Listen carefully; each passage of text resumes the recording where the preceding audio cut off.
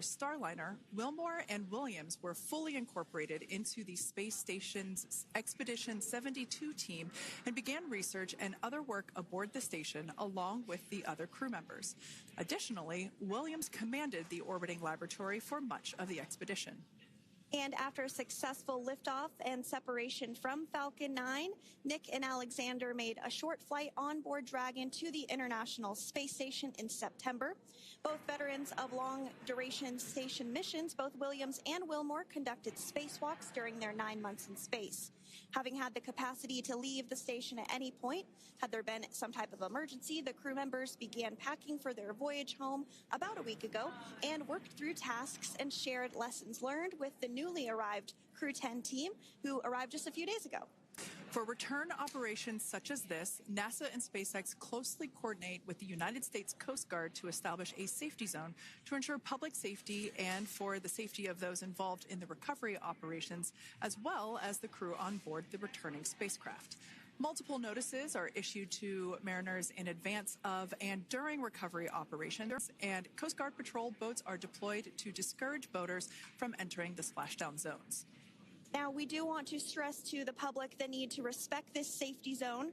Recovering a spacecraft from the water is a hazardous task, and any other boats interfering increases risk to the astronauts in Dragon, the teams working to recover them from the water, and the safety of those that come too close. So, for the safety of the crew and your safety, we recommend you sit back and watch as we'll be bringing you the best possible views of our astronauts' homecoming. And they will be the best views that you can get. So, let's take a minute to meet our returning crew. U.S. Space Force Colonel Nick Hague is your Crew 9 commander. He was selected by NASA as an astronaut in 2013. This was his second spaceflight to the International Space Station and third launch overall. He spent 171 days in space with Crew 9 and has a career total of 374 days in space. During his mission, he completed a spacewalk with astronaut Suni Williams. That was his fourth spacewalk, earning him a career total of 25 hours, 56 minutes of spacewalking time. Before Crew 9, Hague previously served as a crew member of Expedition 59 and 60 back in 2019. He flew with Aleksandr Gorbunov and NASA's Christina Koch. So this is his second time sharing the space station with Gorbunov. The Kansas native is a test pilot of a distinguished graduate of the United States Air Force Academy. Nick spent 5 months in Iraq in support of Operation Iraqi Freedom. He voluntarily transferred from the United States Air Force to U.S. Space Force in 2021 and is an active colonel. His wife, Katie, is a retired U.S. Air Force colonel, and they have 2 sons. NASA astronaut Suni Williams is a mission specialist for Crew 9. This was her third visit to the space station. She originally launched aboard Boeing Starliner spacecraft and arrived at the space station on June 6th. And it looks like we are beginning to get some views inside the spacecraft, overlooking the shoulders of the crew on board Dragon. We'll continue to bring you those views throughout the day and views throughout splashdown this afternoon rather.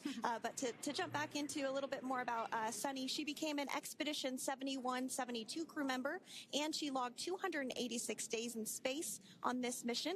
But she actually has a total of 608 days in space, the second most time in space by a U.S. astronaut. Former NASA astronaut Peggy Whitson ranks first for the U.S. with 675 days in space. She conducted 2 spacewalks and has completed 9 over the course of her career for a total of 62 hours and 6 minutes of spacewalking time. She ranks 4th on the list of cumulative time spacewalking by a female astronaut. And she has flown on 4 different spacecraft types, including the Space Shuttle, Soyuz, Starliner, and now Dragon. Previously, she served on Expedition 14 and 15 in 2006 and 2007, and again with Expedition 32 and 33 in 2012. She's a retired U.S. Navy captain and is a proud graduate of the U.S. Naval Academy. NASA astronaut Butch Wilmore is also serving as a mission specialist today. This is his 3rd spaceflight and, just like Suni, logged 286 days in space. He conducted 1 spacewalk and completed 5 over the course of his career, earning him a total spacewalking time of 21 hours, 2 minutes. He's flown on 4 different spacecraft types throughout his career: the Space Shuttle, Soyuz, Starliner, and now Dragon. Previously, the Mount Juliet, Tennessee native served on STS-129 in 2009 and Expedition 41 and 42 from 2014 to 2015. Wilmore is also retired, a retired captain in the U.S. Navy. And Aleksandr Gorbunov is a 3rd mission specialist serving on today's mission. Crew 9 was his very first space flight to the space station, earning him a total of 171 days in space over the course of his career. Gorbunov, along with Nick Hague, saw the arrival of 4 visiting vehicles and saw the departure of 4 as well. The duo orbited the Earth more than 2,700 times during their mission. Before his cosmonaut selection in 2018, Gorbunov worked as an engineer for a rocket space corporation and helped support cargo spacecraft launches from the Baikonur Cosmodrome in Kazakhstan. To prepare for upcoming events, Dragon is currently doing a couple of things autonomously. First, it's isolating the thermal control system fluid loops from the radiator. This system is what will help keep the internal temperature of Dragon very comfortable for Nick, Suni, Butch, and Aleksandr during the re-entry phase. Dragon is also initiating separation of the claw mechanism, which will terminate data, power, and fluid connections between the spacecraft and the trunk in preparation for that trunk separation that I mentioned earlier. Now, as we saw before, we are hoping to get more views inside of the Dragon capsule. We will bring those, of course. We want to see more of our 4 crew members. But now a bit more of the Dragon Freedom capsule. It has flown on several missions for NASA. It first launched April 27th, 2022. To the International Space Station on NASA's SpaceX Crew 4 mission. It was subsequently used for 2 private spaceflight missions to the space station for Axiom Space, Axiom Mission 2 in May 2023, and Axiom Mission 3 in January of 2024. And of course, Crew 9 launched last year, is September 28th. So yeah, a little bit about the Dragon Freedom capsule. Here, a view that we have once again between the shoulders of Commander Nick Hague, who is on the left-hand side of your screen there, and Mission Specialist Aleksandr Gorbunov there on the right. That's right, Kate. And the next major milestone that we're looking ahead towards this afternoon is claw separation. We're targeting that claw separation at 2:05 p.m. Pacific time this afternoon, so less than 10 minutes from now. Continuing to get some views inside Dragon Freedom. To the far left there is NASA astronaut Butch Wilmore. And as you can see, the crew is suited up in their space suits. They are suited up in what we call dynamic phases of flight. So when they launch, when they dock, when they undock, when they return back for splashdown. We might hear some call outs on the loops about putting their visors down. That will happen just prior to deorbit burn. And you'll hear us pause when some of those communications happen. That's because we want to make sure that we are relaying the best information to you all, and so that you hear it as well. So if you do hear us pause, that is what we're doing. You also see they have their on there, and I know the gloves are pretty unique on the Dragon spacesuits, right? They're custom created? Yes. The spacesuit overall is custom fit for each astronaut.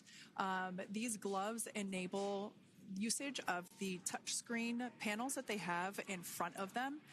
We can't see it from this view, but that view we saw earlier between Aleksandr Gorbunov and Nick Hague, that is a touchscreen. It allows the crew to monitor everything that Dragon is doing, along with those tablets that they have there on their legs. So yeah, the spacesuit itself is intended to act as a mini spaceship, if you will, as once the visors are closed, it is able to maintain a pressure in the unlikely event of a depressurization event for Dragon. So there we can see those screens I was talking about. So there in the center, we've got the location tracker, as well as on the left-hand side, it's mapping out the operations that Dragon is executing. The crew has to remain well informed of all these things that Dragon is doing autonomously. That basically means that Dragon is flying itself.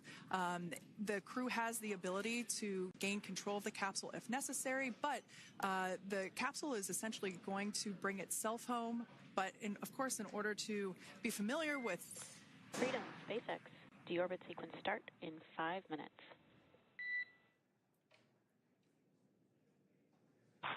Freedom cups.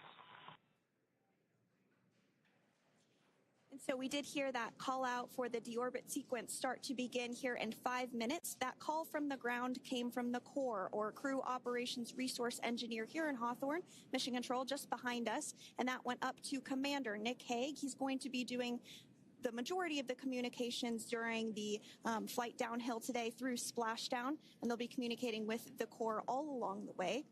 Now, we did mention that they are flying on Crew Dragon Freedom. The naming of spacecraft has gone all the way back to the very beginning of this human spaceflight program. This is a nod to Alan Shepard naming his spacecraft Freedom 7 during the Mercury program. And so the crew that first flew up on Freedom a few years ago had the opportunity to name this Dragon, and they named it Freedom. That was Crew 4 that was the first flyers on this spacecraft. It's also flown for Axiom Mission 2 and 3, and then, of course, today for Crew 9 as well.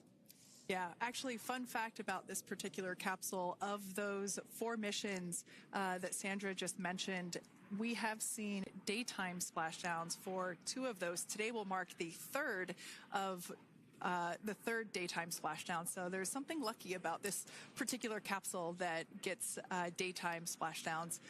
Nighttime is great because we can see even more clearly the capsule streaking through, but I personally love the daylight views because we really get even better views of the recovery team operations during that phase of the mission.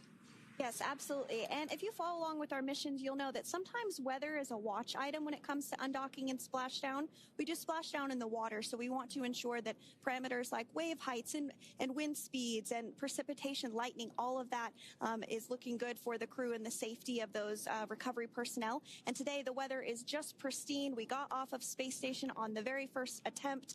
So I'm joking around and saying that it was because it was St. Patrick's Day and we got really lucky with the weather. I wouldn't disagree with that. Speaking of weather, we will be hearing from CORE probably around 2:20-ish. Typically, before we enter the period of loss of signal, or LOS, we will hear an entry briefing from the CORE, the Crew Operations Resource Engineer, and they will deliver important information like updated anticipated splashdown and loss of signal times to the crew, as well as the wave height and wind speed.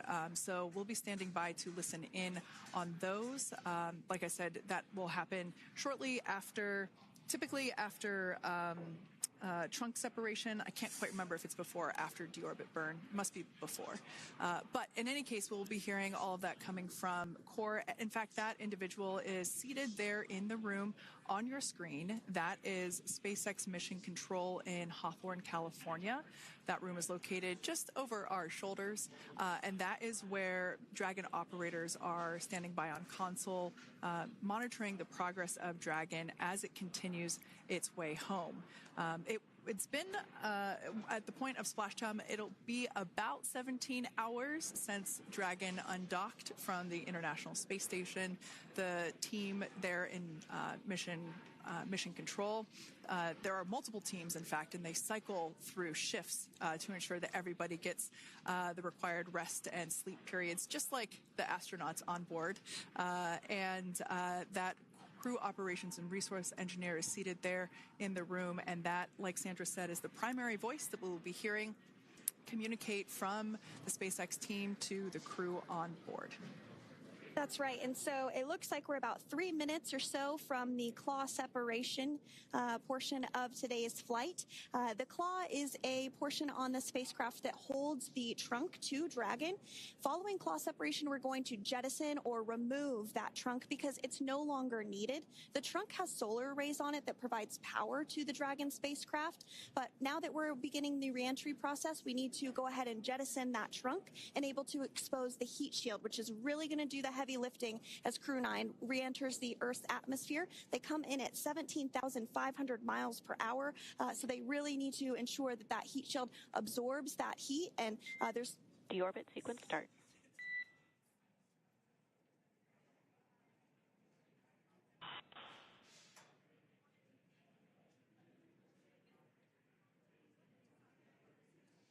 And so we did just get communications there that the deorbit sequence start has begun.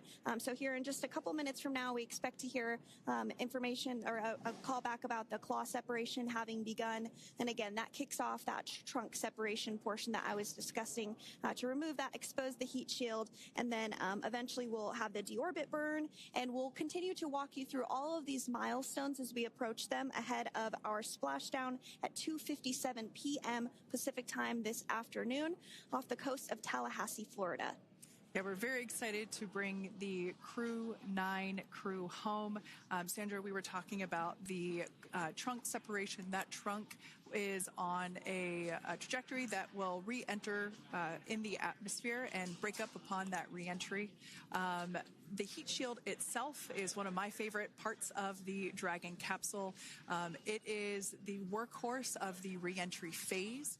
It will work to protect the Dragon capsule and the crew members on board during the re-entry phase as the temperatures outside of the capsule build up to, I believe, about 3,000 degrees Fahrenheit in excess of. And meanwhile, the interior of Dragon stays a very comfortable temperature. That heat shield does a lot of the work, and we'll see that plasma build up on the exterior of the capsule. As a result of the plasma that builds up, we will lose communications with the crew. This is known as loss of signal, or LOS. This is roughly a 10-minute period on average, even less than. I believe today it is probably about 6 or 7 minutes long. It kind of depends on the mission, and it happens for every Dragon capsule that re-enters the atmosphere. Due to that plasma buildup, we're not able to communicate or command the capsule, so we stand by while we wait to regain communication after we pass through that period of loss of signal and get what's known as AOS, or acquisition of signal. Continuing to stand by for claw separation, and then we'll look towards trunk separation. It'll be just about a minute or so after that. That happens pretty rapidly in succession. Some of our milestones will take a little bit longer throughout the day. For example, we will have a deorbit burn after that will take about 7.5 minutes and helps get Dragon set up in the right trajectory to splash down in the Gulf off the coast of Florida. So continuing to stand by for claw separation.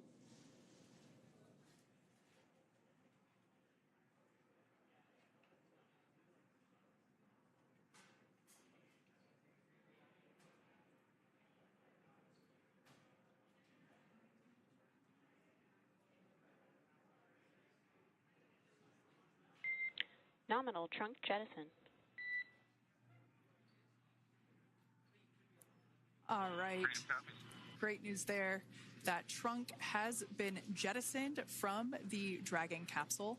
So the claw was separated. That's the mechanism that connects the telemetry and power between the Dragon capsule and the trunk. In order to expose the heat shield underneath Dragon, we had to jettison that trunk, and so we just got confirmation that that has happened. So that is great news. Basically means that telemetry is looking good, and that the nitrox system is primed for cabin and suit cooling, and the heat shield, like I said, is now exposed and ready for atmospheric re-entry. The trunk served its purpose by gathering energy from the sun through its solar cells and converting that to battery power. Since we separated the trunk, we can't generate any more new power, but we really don't need to since we're coming home and Dragon has enough battery power already stored. Now, up next, the final steps that Dragon will perform prior to re-entry: the slew, or the maneuver to deorbit burn attitude, and then the deorbit burn itself. This deorbit burn is the last time that the forward Dracos, which are the 4 thrusters located on top of the spacecraft under the nose cone, it's the last time that they will ignite. The deorbit burn will place Dragon on a precise trajectory to return to the splashdown zone off the coast of Florida, off the coast of Tallahassee, Florida, and that will last about 7.5 minutes once it starts. And so deorbit burn is targeted for 2:11 p.m. Central Time, so about 2 minutes from now. As we mentioned, it's going to last about 7.5 minutes, again, helping to get Dragon into the precise trajectory to ensure that splashdown occurs in the area that was calculated and where the recovery team is already in place, ready to support splashdown operations today.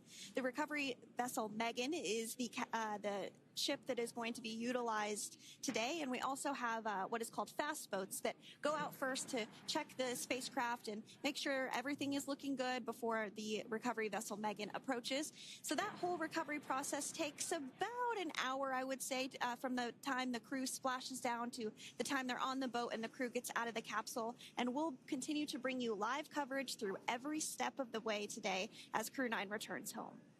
Indeed. Now, let's take a little bit of a closer look at Dragon. One of the great things about being close to the space station is that we can use space station cameras to look at Dragon. But now that Dragon is on its way home, we don't have those external cameras. So here's an animation of what the capsule looks like. We've got the pressurized section, the capsule on the top, and the trunk or the unpressurized section on the bottom. That's where those solar panels that we manufacture in-house are located, soaking up the energy from the sun and turning it into power for the capsule. At the very top of the capsule is the nose cone. That is where the Dracos, the forward Dracos, are located. That nose cone is currently open, not closed like we saw in that animation.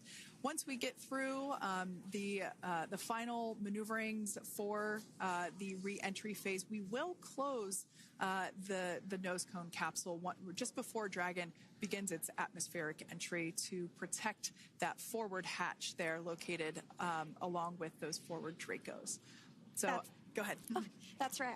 I was going to mention that the nose cone does open shortly after launch, and it remains open the entire time that Dragon is docked to the International Space Station.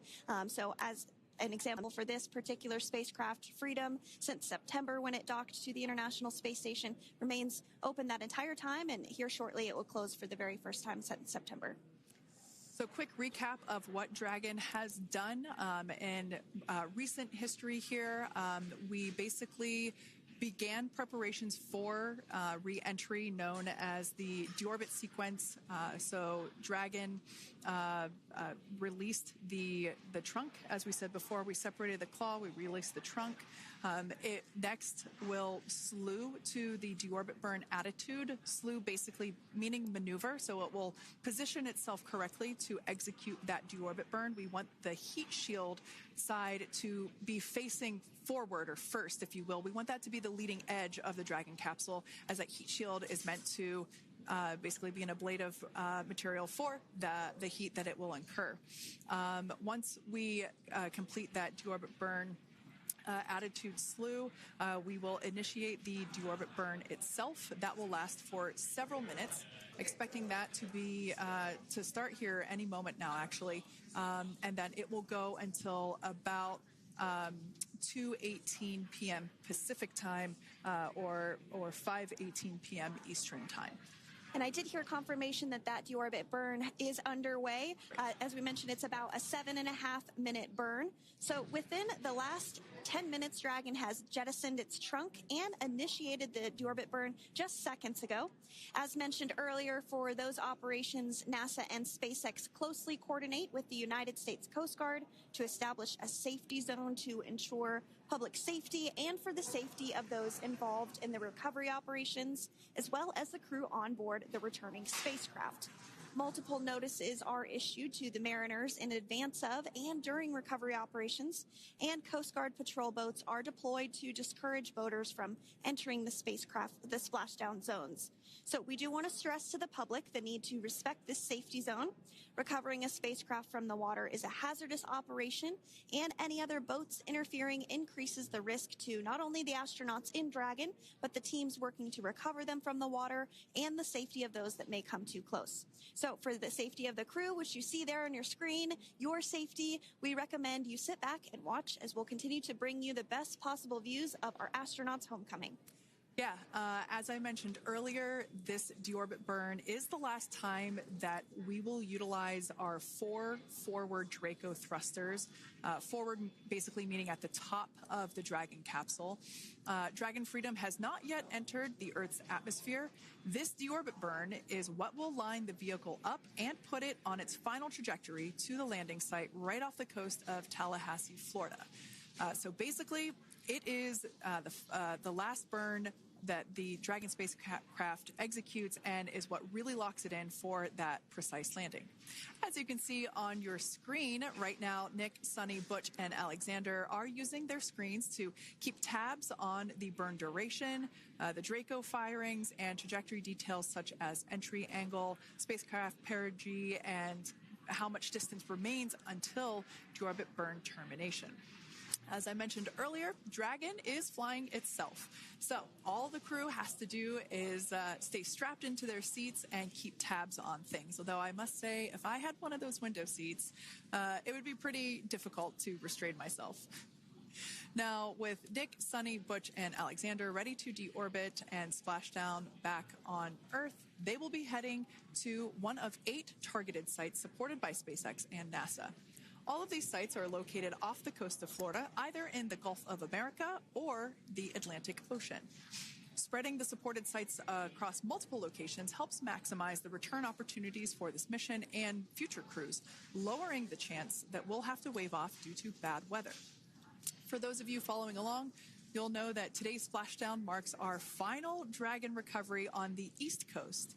After 6 great years of successful recovery operations off the East Coast, we'll be moving all Dragon recovery operations back to the West Coast. And as always, NASA and SpaceX jointly select our splashdown location. And for today, the prime recovery site is off the coast of Tallahassee, Florida.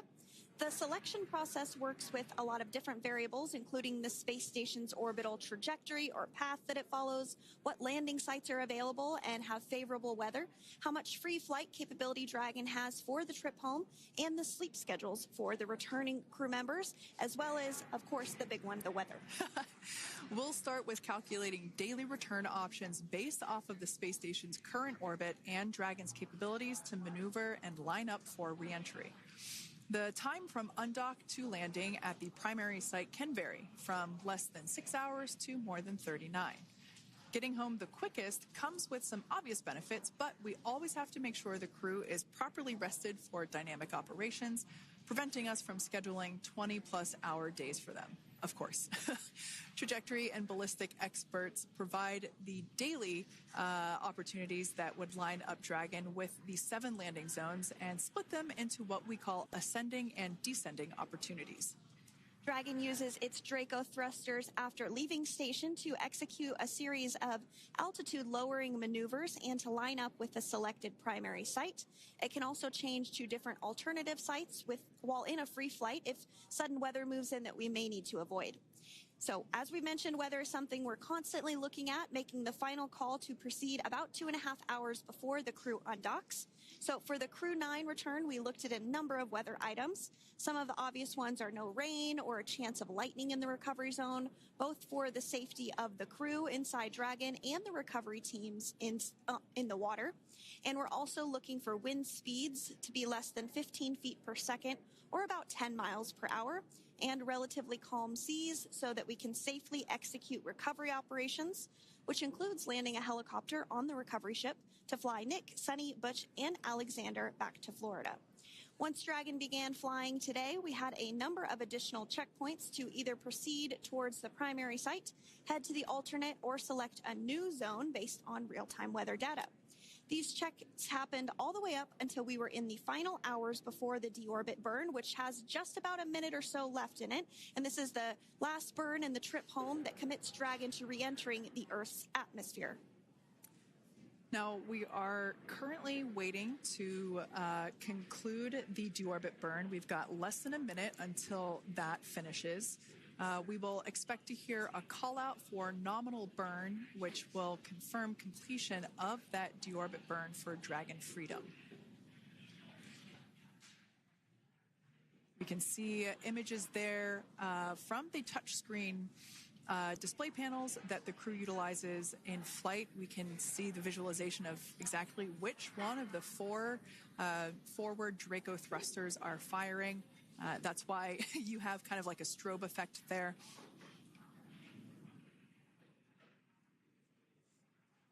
And if you're just joining us, you are looking at live views of the Dragon Freedom. On your left is Commander of Crew 9, Nick Hague. To his right is Roscosmos cosmonaut Aleksandr Gorbunov. And also in Gorbunov, that is Aleksandr Gorbunov. And then also in the capsule today is NASA astronauts Suni Williams and Butch Wilmore. We are awaiting confirmation that their deorbit burn is complete, which is the last burn that's going to help set them up on a trajectory to splash down off the coast of Florida. Deorbit burn complete. Performance nominal. Nose cone closure initiated. Freedom copies. All right, excellent news there. We heard the words we were looking for, nominal burn. So that means that deorbit burn was successful and nominal, meaning as expected. And we're now beginning to close the nose cone in preparation for atmospheric reentry. So in the background, Dragon is currently inhibiting those forward bulkhead Draco thrusters that we just used to complete the deorbit burn, ensuring it's safe to latch the nose cone shut for reentry. Also, the vehicle has initiated the nitrox suit purge, which will help keep Nick, Suni, Butch, and Aleksandr cool and comfortable during reentry, which is coming up in about 20 minutes from now. At this point, the nose cone is closing and protecting the forward hatch for reentry, and the crew are using their screens to continue to monitor the locking of the nose cone, which is done by a set of hooks. And as we mentioned earlier, that nose cone has remained open since September, so this is the first time it's closing in a few months. Yeah, that's absolutely right. Now, we will be expecting, as I mentioned before, an entry brief from SpaceX Core. Again, that's the crew operations resource engineer who is seated in that room that you see there on your screen. That entry brief will provide updated times for anticipated splashdown as well as the loss of signal or period of LOS. And that briefing will also give us information such as wind speed and wave height at the expected splashdown location. But all in all, everything has been great today. All events have been executed on time as expected, and we are looking forward to a splashdown of the Crew 9 crew at about 5:57 p.m. Eastern Time or 2:57 p.m. Pacific Time. Between now and then, things are going to start moving quite quickly. In fact, if anything, this will have seemed like the slower part of the reentry phase. We're going to go through, like I said, that period of loss of signal or LOS. That period is a few minutes long where we are unable to communicate or command the capsule due to the plasma that builds up on the exterior of the capsule. That period, like I said, lasts for a couple minutes. You will start to hear SpaceX Core hail the Crew 9 crew a little bit earlier than expected because we, in the past, have actually regained communications a couple minutes earlier than initially anticipated. So we'll go through that period of loss of signal, that entry period, that specifically when when the Dragon spacecraft is re-entering through the atmosphere, approximately at about 18,000 feet when the capsule is traveling at 350 miles per hour. We will see our first views of parachutes for the day. It's one of my favorite moments of return sequences is when we get to see the drogue parachutes. We'll see the drogues come out. Those drogues will help slow the vehicle down to about 119 miles per hour. And then that is when the main parachutes will come out from the Dragon spacecraft and then ultimately end in splashdown. And we are hearing confirmation that the nose cone is closed and everything was nominal or as expected with that closure. So as we begin the second half of entry, Dragon is now beginning to inject cooled nitrox into the air being delivered to the spacesuits worn by Nick, Suni, Butch, and Aleksandr. Again, this is what will allow the crew to remain comfortable while external temperatures reach 3,500 degrees Fahrenheit as they re-enter the Earth's atmosphere. So the heat shield is pointing forward, leading Dragon to the landing site. Yeah. Now, speaking of the heat shield, Dragon's primary heat shield is comprised of PICA 3.0, which stands for Phenolic Impregnated Carbon Ablator. The first-gen PICA was initially developed by NASA for studying and sampling comets within our solar system. SpaceX partnered with NASA to develop PICA X, which was the second-generation product used on all Dragon 1 cargo resupply service missions that resupplied the International Space Station on 20 missions. PICA 3.0 was developed specifically for use on Dragon 2 crew and cargo with enhanced structural and thermal capabilities that allowed the heat shield to be even more effective in the way that it utilized the ability to make that heat ablevate as it goes through the Earth's atmosphere.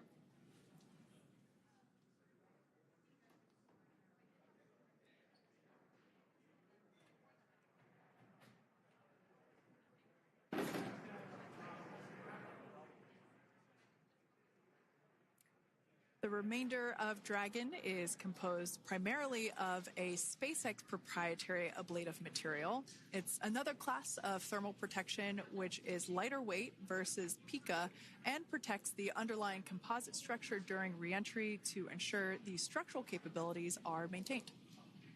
While Dragon will experience temperatures well over 3,000 degrees during peak reentry conditions, the characteristics of the thermal protection system coupled with the environmental control and life support system in the pressurized interior will ensure that Nick, Suni, Butch, and Aleksandr stay cool and comfortable during all phases of reentry through splashdown. Now, if you've just recently joined us, we hope to regain views of our crew members inside Dragon Freedom, but we don't have those available at the moment due to ground station coverage. So we will bring those back to you as soon as we can. Now, after Dragon Freedom has re-entered the Earth's atmosphere, a series of parachutes will deploy to slow the crew's descent.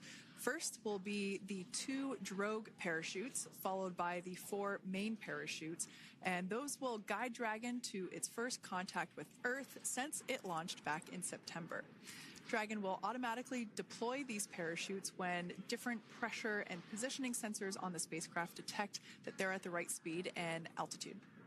Vehicle velocity at drogue deploy is approximately 350 miles per hour, and they deploy at about 18,000 feet. Now, when the vehicle velocity at main deploy is approximately 119 miles per hour, and they deploy at about 6,500 feet. When Dragon splashes down in the water, the vehicle velocity will be about 16 miles per hour, so you can really see how those parachutes help to slow down the crew inside the capsule. The highest G-load the crew is expected to experience today is about 3 to 5 Gs. Yeah, when you think about really fun roller coasters, they're about in that range. So I'm sure that our crew on board will be well equipped to experience those Gs. It's nothing for them. They go through much more intense training. And so we are continuing to make our way through a number of milestones today. We did have trunk separation. Freedom, SpaceX. Nose cone is secure for entry. Freedom comes.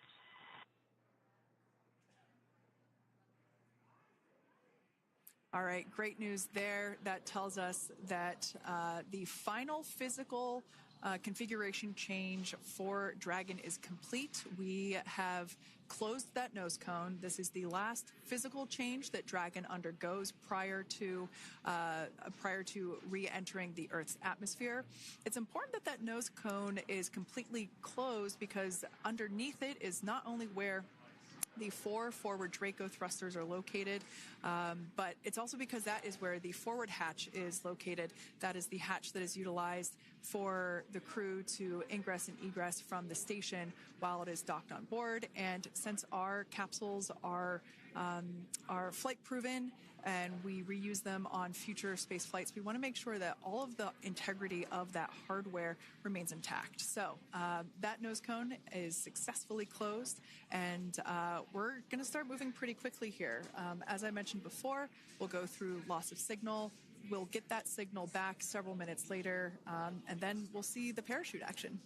Yep, and then that's all ahead of splashdown off the coast of Florida. We're targeting Tallahassee as our splashdown zone today at 2:57 p.m. Pacific time this afternoon. Now, you did mention the call to the crew.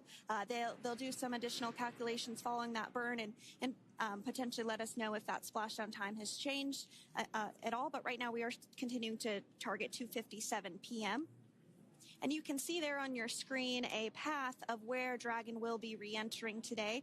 So if you are in the southern tip of Mexico, you might have the opportunity to see Dragon. Because it's a daytime splashdown, you probably won't have too great of views, but potentially you'll have the opportunity to get a glimpse of it there. Once again, Dragon operators, they're monitoring the progress of Dragon through this re-entry phase. That is SpaceX Mission Control, located here in Hawthorne, California. That is also where the crew operations and resource engineer is seated. That person is the voice that we have heard multiple times and will continue to hear as the primary point of contact to the crew on board Dragon Freedom. We will also hear the voice of Commander Nick Hague. Basically, after we hear the Corps communicate something, we will hear Nick Hague indicate that they copy, that they heard the message well, some sort of recognition that the message was received. And if you joined us yesterday for our coverage during the undocking, we were communicating through something that's called a big loop. We do that when we're in integrated operations with the International Freedom, SpaceX, for entry sequence. Report when ready to copy. Ready to copy. All right, I've got some updated times for you. Our comm blackout start time is 2144. Our comm blackout end time is 2151, and our splashdown time is the same per your displays, 2157.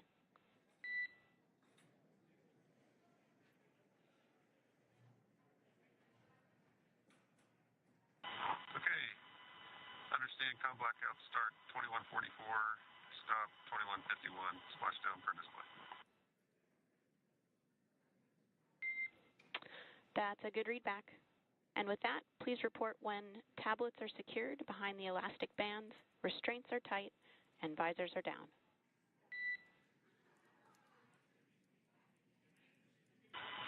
And copy, woke up.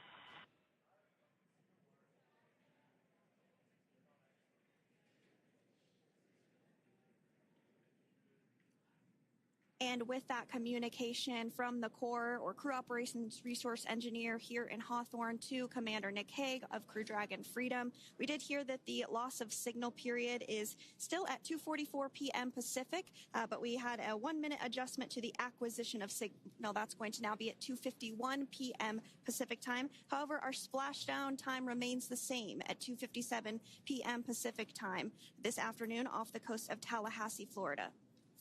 So all good news there as Dragon continues to make its way home with the Crew 9 crew.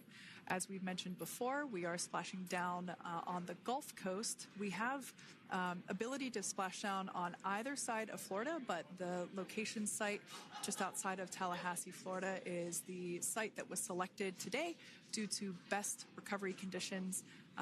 And as Sandra mentioned before, weather is always a watch item, but everything is looking great for that particular recovery location. So I'm sure once we start getting views from the recovery vessel, I have a feeling it's going to be a pretty beautiful afternoon.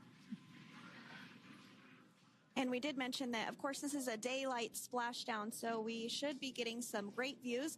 We do have a couple of spacecraft called the WB-57, which are high-altitude planes that NASA utilizes during splashdown operations. Those are en route and going to be tracking the capsule as it makes its way through the atmosphere and should be providing some good views for us. Kate and I were just chatting about how we haven't had a daytime splashdown in a little while, so we're looking forward to the views along with you. Yeah. Nighttime views are also great because we can see that capsule streaking through the night sky quite brightly. So like Sandra, you said earlier, daylight will be a little bit less bright, but we will definitely be able to see the SpaceX recovery team operations much clearer. I could also imagine it's probably a little bit easier for the team themselves to do their work in daytime than at nighttime.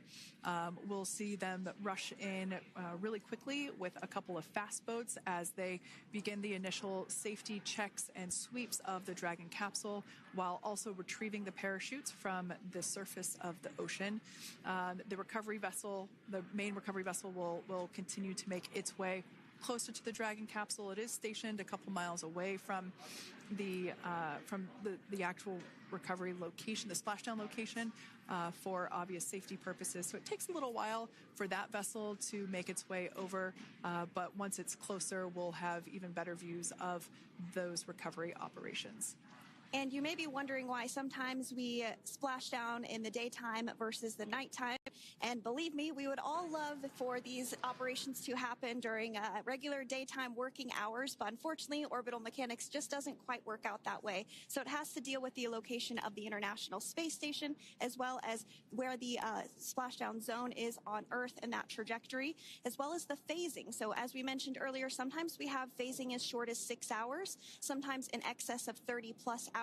It just depends on where the targeted area is that the capsule is going to splash down. So today's phasing has been 17 hours since undocking occurred at 10:05 p.m. Pacific yesterday evening for us here in Hawthorne.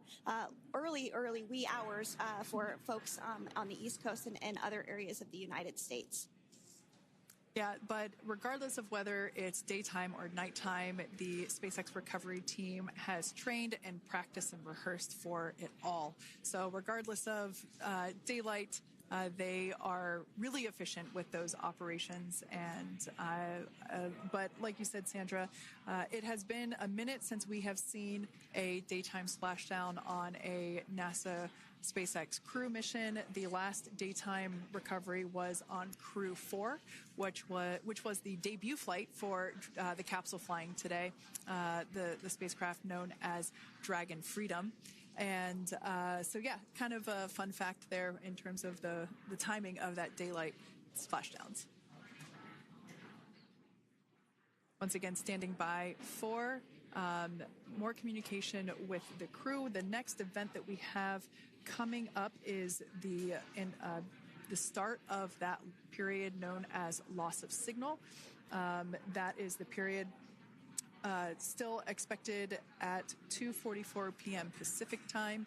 This lasts for several minutes while the capsule is making its way through the Earth's atmosphere. The heat shield located at the bottom of the capsule really doing all the work at that point in time in terms of using the atmosphere to slow the capsule down from its orbital speeds of 17,500 miles per hour. Our tablets are secure, restraints are tightened, visors down. We are configured for entry. Freedom, I copied. Tablets are secured, restraints are tight, and visors down.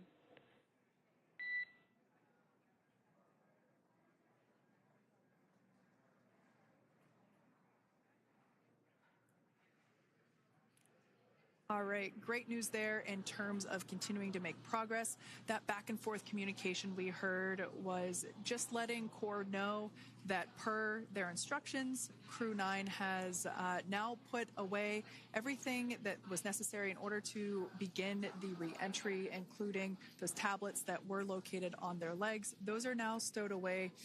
They've tightened that safety harness that we see there, and the visors are now down. So with all that being said, let's take a minute to meet our returning crew.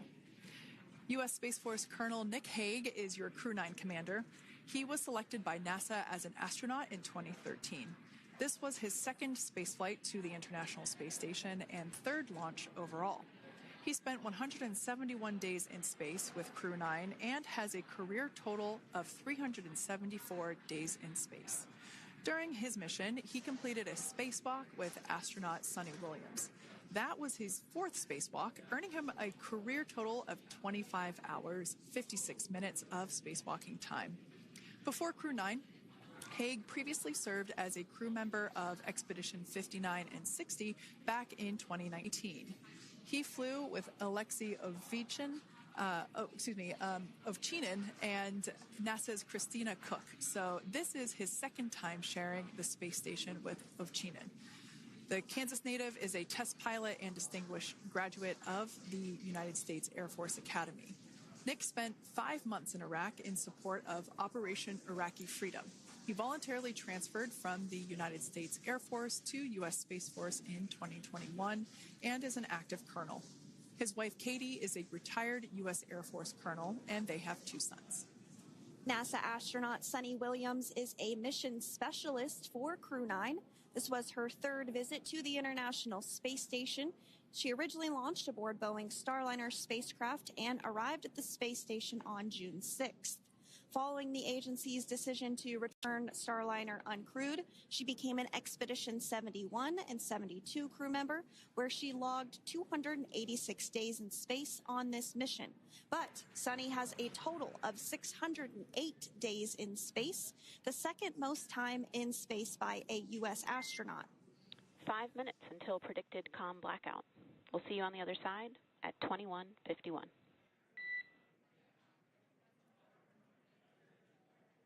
Talk to you soon. And with that call out from the Crew Operations Resource Engineer to Commander Nick Hague, letting them know that everything is looking good ahead of the loss of signal period. We will see the crew on the other side of the loss of signal period at 2:51 p.m. Pacific time this afternoon. Continuing on about Suni Williams, who has a total of 608 days in space, the second most time in space by a U.S. astronaut. Former NASA astronaut Peggy Whitson actually ranks first for the U.S. with 675 days in space. Suni conducted 2 spacewalks and has completed 9 over the course of her career for a total of 62 hours, 6 minutes of spacewalking time. She ranks 4th on the list of cumulative time spacewalking by a female astronaut, and she has flown on 4 different spacecraft types, including the Space Shuttle, Soyuz, Starliner, and now Dragon. Previously, she served on Expedition 14 and 15 in 2006 and 2007, and again with Expedition 32 and 33 in 2012. She's a retired U.S. Navy captain and is a proud graduate of the U.S. Naval Academy and was the first astronaut to run a marathon in space. Pretty awesome stuff. Now, NASA astronaut Butch Wilmore is also serving as a mission specialist today. This is his third spaceflight and, just like Suni, logged 286 days in space. He conducted 1 spacewalk and completed 5 over the course of his career, earning him a total spacewalking time of 21 hours and 2 minutes. He's flown on 4 different spacecraft types throughout his career: the Space Shuttle, Soyuz, Starliner, and now Dragon. Previously, the Mount Juliet, Tennessee native served on STS-129 in 2009 and Expedition 41 and 42 from 2014 to 2015. Wilmore is also a retired captain in the U.S. Navy. Next up is Aleksandr Gorbunov, who is the third mission specialist serving on today's mission. Crew 9 was his first space flight to the space station, earning him a total of 171 days in space over the course of his career. Gorbunov, along with Nick Hague, saw the arrival of 4 visiting vehicles and saw the departure of 4 as well. The duo orbited the Earth more than 2,700 times since September. Before his cosmonaut selection in 2018, Gorbunov worked as an engineer for a rocket space corporation and helped support cargo spacecraft launches from the Baikonur Cosmodrome in Kazakhstan.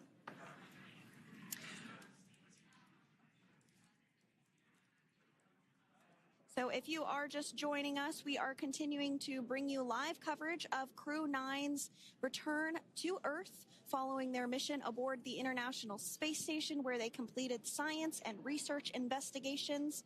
We are targeting splashdown off the coast of Florida at 2:57 p.m. Pacific time. The next major milestone that we'll look ahead towards is what we call loss of signal, or LOS, when we won't have communications with the crew because they will be re-entering the Earth's atmosphere.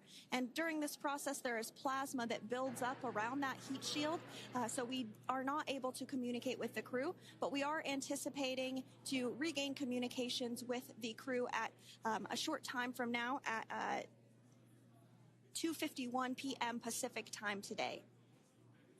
As we said before, everything continues to look good for the return of the Crew 9 team. We are about to go into that period of loss of signal. Once we get views of the crew inside the capsule, once again, we will be sure to bring those to you. But that period of time is when plasma is building up on the exterior of the capsule, generating heat in excess of 3,500 degrees Fahrenheit. So we are unable to communicate or command the spacecraft at that time. And that includes, unfortunately, video feeds as well. So as soon as we get the views back inside Dragon, we will bring those to you. But until then, we are going to stand by and continue to monitor the progress of Dragon. Like Sandra just said, we are anticipating the blackout period to begin at 2:51 p.m. Pacific time, 5:51 p.m. Eastern time. This will last for several minutes. It's not super exact, even though we are predicting acquisition of signal, or AOS, to come back at 5:51 p.m. Eastern time. In the past, we have regained communication sometimes a little bit earlier than that, so we'll probably start to hear Core begin to hail Crew Dragon a minute or two prior to that anticipated acquisition of signal. But right now, Nick, Suni, Butch, and Aleksandr are seated in their seats inside Dragon Freedom. Their visors are down, and they have put away or stored the tablets they had located on their upper leg to monitor Dragon's progress. Now they will be utilizing the touchscreen displays, where the current operation and future operations will be displayed as they are able to monitor Dragon's progress continually. As I said before, Dragon is autonomous, meaning it is flying itself. So the crew stands by and monitors, and those touchscreen displays are what will be allowing them to do so and prepare for events such as parachute deploy. And while on board the International Space Station, Nick, Suni, Butch, and Aleksandr contributed to over 900 hours of science and research investigations, which is really the key purpose of the International Space Station. Now, the International Space Station is celebrating a major milestone this year, where they will be celebrating 25 years of continuous human presence in November. So if you're younger than 25 years, you've never known a day where there hasn't been a human living and working aboard the International Space Station, contributing to key science and research investigations that impact our lives here on Earth. There's research being done on Parkinson's, on osteoporosis, on cancer research, and a variety of other studies. Additionally, the microgravity laboratory provides a jumping off point for us as we venture back to the moon and onto Mars through longer duration space flights. One such example that the crew worked on during this mission was an alternative exercise device. In microgravity, the crew has to exercise for about 2 hours a day because they're not having the effects of gravity on their body. So to prevent bone and muscle loss, we counteract that with 2 hours of exercise per day. On board the International Space Station, they have 3 ways in which they can exercise. They have a bike, they have a treadmill, and they have a similar to a weightlifting machine that counteracts the microgravity environment. But a particular experiment that this crew tested out was a combination of all 3 of those in one smaller device. And this is really critical as we continue on to the moon, Mars, and beyond, because space is really important in spacecraft. So if we have something smaller that the crew might be able to utilize, that can potentially help us venture out even further into the solar system. So science is really the name of the game when it comes to the International Space Station. Some of the other science highlights that took place during this increment that are particularly interesting to me was we had the first wooden satellite that was deployed. This is a study to see if other materials might be more resourceful or renewable in space. So I'm really excited to see the results of that one as well. Additionally, we had a couple of spacewalks that took place to not only provide maintenance to the International Space Station, but also where we swabbed the outside of the space station near vents to see if any microbes that we all have microbes on us, to see if any of those could survive in the harsh environment of space, which again is very important for us to know and understand as we continue to the moon, Mars, and beyond. Very exciting stuff. Now, at this point, we have now entered the communications blackout period for the Dragon spacecraft. This lasts approximately 7 minutes due to plasma formation around the spacecraft itself. During this time, no vehicle telemetry is received by mission control or the recovery team, and no external commanding of the vehicle or voice communication is possible. But as a reminder, Dragon is designed to fly itself. During reentry, the vehicle will be slowing down from orbital velocity, which is approximately 17,500 miles per hour. The top temperature that Dragon will experience upon reentry is 3,500 degrees Fahrenheit. This blackout period, as I said before, we expect it to last about 7 minutes today, concluding at 5:51 p.m. Eastern Time or 2:51 p.m. Pacific Time. We right there have our first view of Dragon Freedom coming home to Earth. And that view is from the WB-57, which is one of NASA's high-altitude planes that is tracking. Now, because of the way that this camera is configured, it does look like it is dark, but it is indeed daytime, and you're beginning to see that plasma trail as Dragon re-enters the Earth's atmosphere. All of that is expected. We are anticipating an acquisition of signal around 2:51 p.m. Pacific Time, so just minutes from now, and you may hear the core begin to hail out or call Dragon for communications and see if we can potentially get communications with them a little bit earlier. Following this, we'll have two events in rapid succession. We'll have the drogue parachutes deploy at 2:53 p.m. Pacific, followed by the mains just 1 minute later at 2:54 p.m. Pacific Time, ahead of a splashdown at 2:57 p.m. Pacific Time off the coast of Tallahassee, Florida.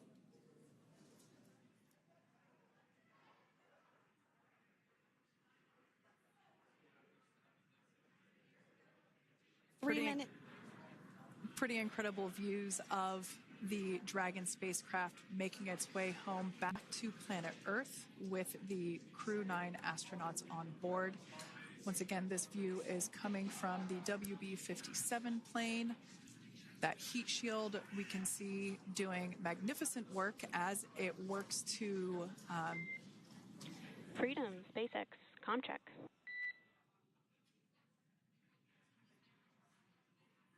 All right, we're going to start hearing the SpaceX Crew Operations Resource Engineer. SpaceX Freedom is with you.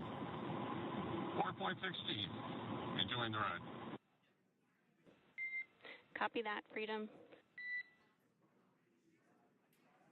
Great news there from Commander Nick Hague reporting back. We see a healthy flight computer. Expect automated chute deployment. Freedom copies. Like we said before, things moving very quickly as Dragon Freedom makes its way home. Next event coming up will be deployment of the drogue parachutes. This occurs around 18,000 feet.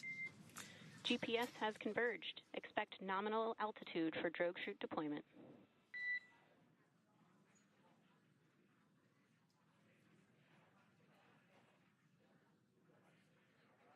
We're about 2 minutes away from deployment of those drogue parachutes.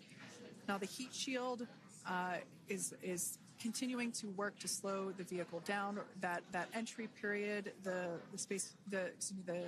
Dragon spacecraft went from orbital velocity about 17,500 miles per hour down to about 350 miles per hour. So that really gives you a sense of why that plasma builds up on the exterior of the capsule thanks to the heat shield and the work that it does. Those drogue parachutes will slow it down from 350 to about 119 miles per hour. We can see 15 kilometers. Brace for drogue window. We can see seat rotation happening inside the capsule. Great to get those first views of our crew members. Once again, the capsules are going about 350 miles per hour when the drogues are deployed. Those drogue parachutes that we manufacture here in-house are going to slow the spacecraft down to 119 miles per hour. And that is when we will see the main parachutes deploy, and that occurs about 6,000 feet above the ocean's surface. And we are expecting drogue deployment at 2:53 p.m. Pacific, so we should see it any second now. And there you are getting a great view of Crew 9 inside Dragon Freedom as it returns back to Earth. We are awaiting the drogue deploys. This view coming from the WB-57 high-altitude plane. And there you see it on your screen, drogue deployment. Drogue descent rate nominal. You can hear the crowd here. Visual on 2 healthy drogues. The crowd here very excited as Dragon Freedom continues to make its way back to planet Earth.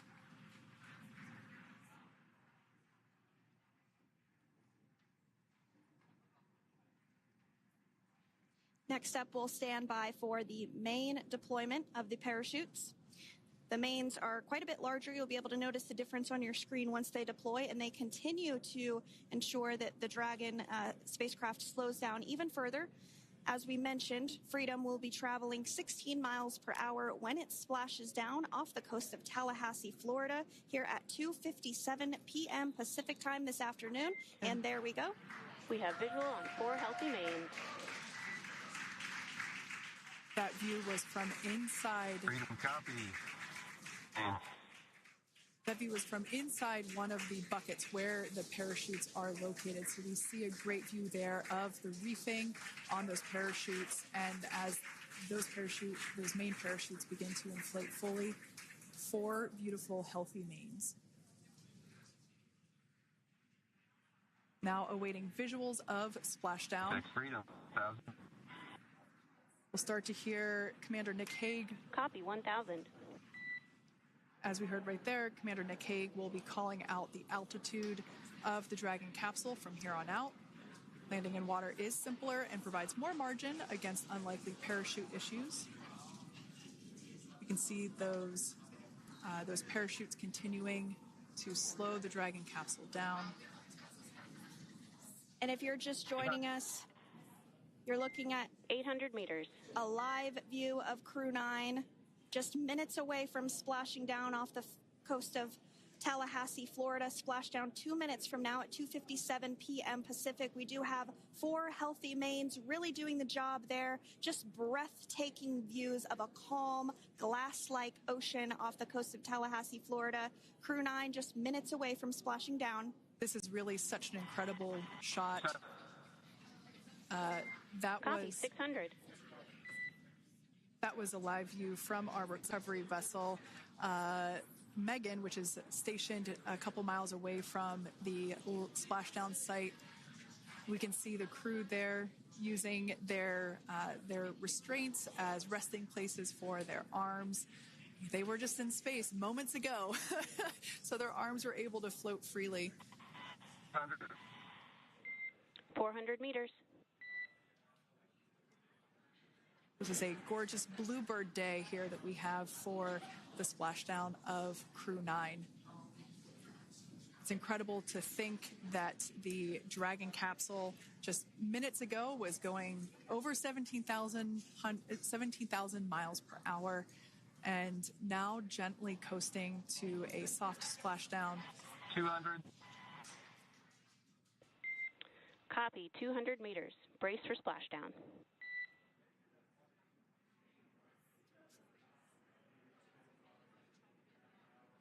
As you can see there on your screen, continuing to monitor progress of the Dragon spacecraft. And we're going to stand by for splashdown located in the Gulf of America off the coast of Tallahassee, Florida.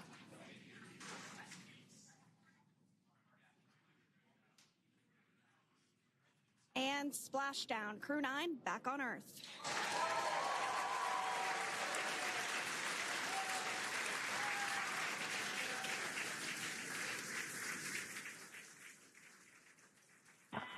And SpaceX Freedom, splashdown. Good main release. Copy, splashdown. We see main chutes cut. Nick, Alex, Butch, Suni, on behalf of SpaceX, welcome home.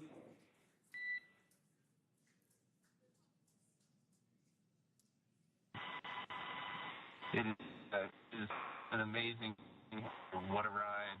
I see a capsule full of grins ear to ear.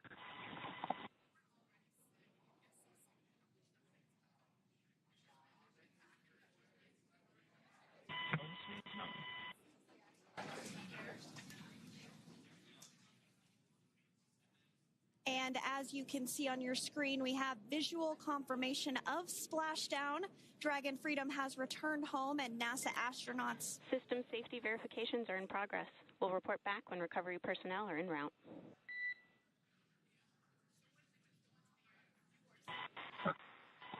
Understand. And, we're in section 2, 4.800 landing response. And looking for your word if it is necessary.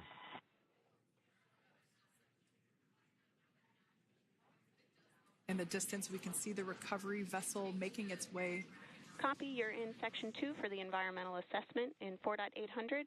That is not necessary today. Understand. Raising button. So we will continue to have communications between the Corps and Nick Hague, the commander of Crew Dragon Freedom, which just splashed down 2 minutes ago off the coast of Tallahassee, Florida. Dragon Freedom has returned home with NASA astronauts Nick Hague, Suni Williams, Butch Wilmore, and Roscosmos cosmonaut Aleksandr Gorbunov. They're back on Earth after approximately 17 hours of a return journey from space. The SpaceX recovery ship and team have been waiting for Dragon's splashdown, and they will now make their way to the splashdown location. The teams have been ready and waiting about 3 nautical miles away, so it's going to take them about 30 minutes or so to make their way and to SpaceX Freedom. Pretty sure we're in stable 1. Copy, stable 1. We see the same. It's going to take about 30 minutes for the recovery team to make their way over to Nick, Suni, Butch, and Alexander, who are still seated and secured inside that Dragon spacecraft there on your screen. Incredible views there of that thermal protection system, or TPS. That Dragon capsule was pristine, white color before it departed the station, and we can see how the reentry phase, the thermal protection system did its job. Now, if you're wondering what that hole, that like bucket area is, that is underneath the side hatch. That is where the main parachutes were stored. So when we saw the Dragon capsule docked at station, it looked very different. The panel that protects and covers the main parachutes, that was still intact, as well as the panels that enclose where the drogue parachutes are located. We can see those fast Freedom. boats. SpaceX is go for recovery personnel to approach. Expect personnel alongside in the next few minutes. Freedom copies. We can see those fast boats. We weren't kidding when we said they were fast. While it does take about 30 minutes for the main recovery vessel to make its way over to the capsule, these fast boats will be doing a couple of things simultaneously. A couple of them are going to be working to retrieve the parachutes that you see in the background there of this drone shot. Those parachutes will be retrieved from the ocean surface. We want to make sure we are able to pull those out. The recovery vessel there closest to the spacecraft is going to be performing some safety checks. We can see there they're using an instrument that is basically working to detect if there are any hypergolic vapors or fumes that are still residing in and or around the Draco thruster nozzles or outlets. The hypergolic fuel, which is necessary for on-orbit burns to maneuver the spacecraft. Unfortunately, those hypergolics are unable to be breathed. They are toxic, and so this team here is doing those initial safety checks to make sure that it is safe for the rest of the recovery team to approach the spacecraft. They're also checking to make sure that any residuals from the pyros are safe and are not going to cause any issues. We can see the team working their way around the spacecraft to do these basically these sniff tests on all of those Draco thrusters. And as we continue to await the recovery of our Dragon spacecraft with NASA astronauts Nick Hague, Suni Williams, Butch Wilmore, and Roscosmos cosmonaut Aleksandr Gorbunov inside, Dragon has autonomously completed several steps to safe itself following splashdown. We are continuing to see Dragon in what is known as stable 1 configuration. That's kind of the ideal configuration following splashdown. It's upright, and the Dragon capsule is in the right configuration for it to be hoisted into the recovery vessel Megan, which you do see a little ways off in your screen approaching. Dragon will continue to remain live on air with you through that recovery process, all the way through the point where the crew is extracted from the Dragon spacecraft. Now, if you are just joining us, the mission has gone smoothly so far. Dragon successfully splashed down off the coast of Tallahassee, Florida at 2:57 p.m. Pacific, 5:57 p.m. Eastern Time this afternoon.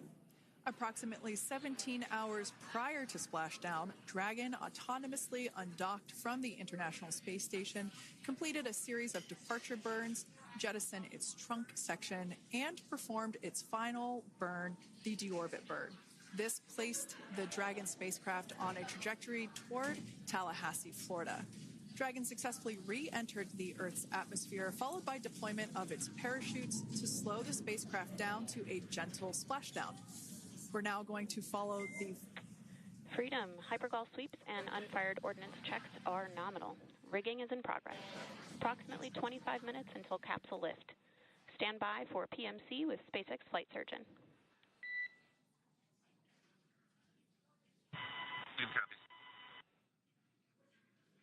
And so what we did just hear there was communications that those hypergol checks were complete. They didn't find any of that upon those checks, so we'll continue to move through the timeline. Next up is a process called rigging, which you see happening right now on your screen. This is when a SpaceX recovery personnel actually works to climb aboard the capsule and work through procedures ahead of lifting onto the nest of the recovery vessel Megan. We heard it's going to be about 25 minutes or so until that lift actually takes place.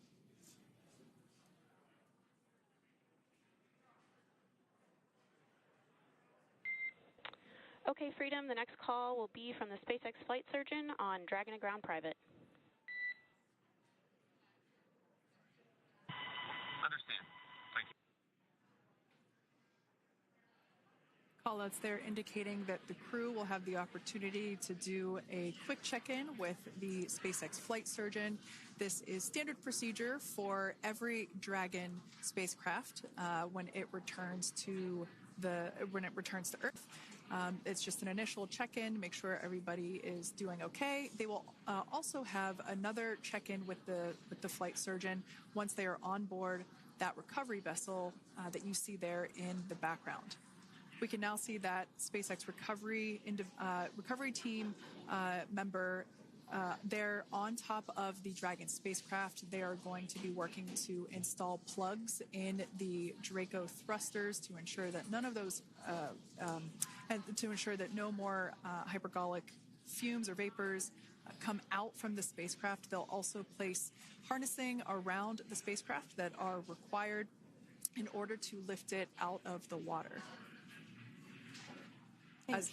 Go ahead, Sandra. Continuing to get some views of the recovery personnel, both the main recovery vessel Megan, as well as some of those fast boats that we've discussed previously. It looks like just a beautiful day there out off the coast of Tallahassee, Florida. Weather was pristine. We were able to get undocked from the International Space Station as expected at 10:05 p.m. Pacific time yesterday evening, and Crew Dragon has since completed steps ahead of its splashdown at 2:57 p.m. Pacific, and we're now stepping through procedures to get Dragon hoisted up onto the Megan recovery vessel and get the crew extracted out of the spacecraft. And you did see some of the parachutes that were near the spacecraft. Upon detection of landing, Dragon automatically releases those main parachutes to prevent wind from pulling the spacecraft. Dragon then automatically safes any pyrotechnics that may still be present on the vehicle and may automatically perform additional minor system reconfigurations. The astronauts will remain seated and in their suits at this point, but the onboard air conditioning keeps things temperature controlled inside the spacecraft so the crew remains comfortable, and the communication systems... Freedom, SpaceX, ComCheck. SpaceX, this is Freedom. We have loud and clear. Copy that, Freedom. Have you loud and clear as well, and Dragon to ground is no longer private. Understand, thank you. As we saw there on the screen, we have a couple of fast boats in the recovery fleet that have quickly moved into the splashdown location. They are being followed by one of the main recovery vessels, which will move into position upwind of the spacecraft. The two fast boats have very specific roles. Excuse me. The first approach is focused on immediate safety inspection, as we saw. They do this for spacecraft integrity and checking for any presence of those hypergolic propellant vapors. And this ensures that it is safe for the recovery vessel to approach Dragon. Once Dragon is cleared for full approach, as we heard is the case today, the team begins rigging the spacecraft for water recovery by the recovery ship. The second fast boat is responsible for parachute recovery and also serves as a redundant boat to the first one that makes the initial approach to the Dragon spacecraft. As we saw a little bit earlier, we were also able to see one of the recovery team members get on a jet ski to help gather up the parachutes that were automatically detached from the Dragon spacecraft upon splashdown. And it will take a little over 10 minutes for the recovery crew to complete their safety checks. Once complete, the team will begin preparing Dragon to be lifted, and as you see, they are preparing for that to take place at this point. As part of the preparation for this lift, one member of the recovery team has climbed on top of the spacecraft already so they can attach Dragon's hoist rings and connect to the lifting lines. It will take us less than an hour to raise Dragon to the recovery boat and remove the crew from the spacecraft. After medical checkouts, the crew will return to land within 4 hours by helicopter. And if no additional medical assistance is needed, the crew will board a waiting NASA plane and depart for Houston.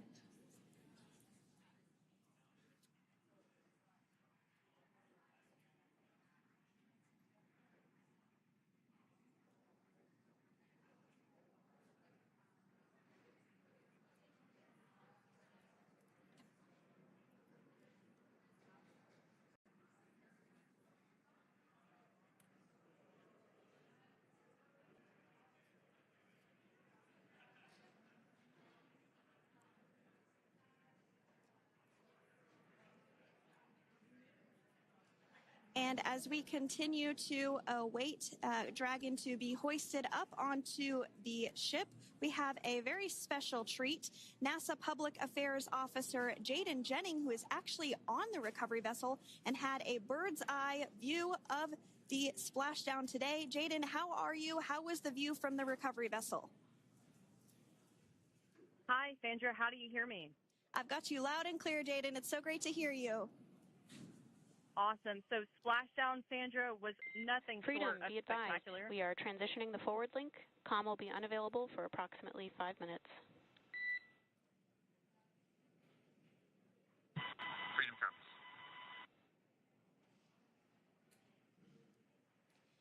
Thanks so much, Jaden. We did just have some communications letting us know that we'll have about a 5-minute period where we won't be able to hear from the crew. So please go ahead, tell us, how was the view from the recovery vessel?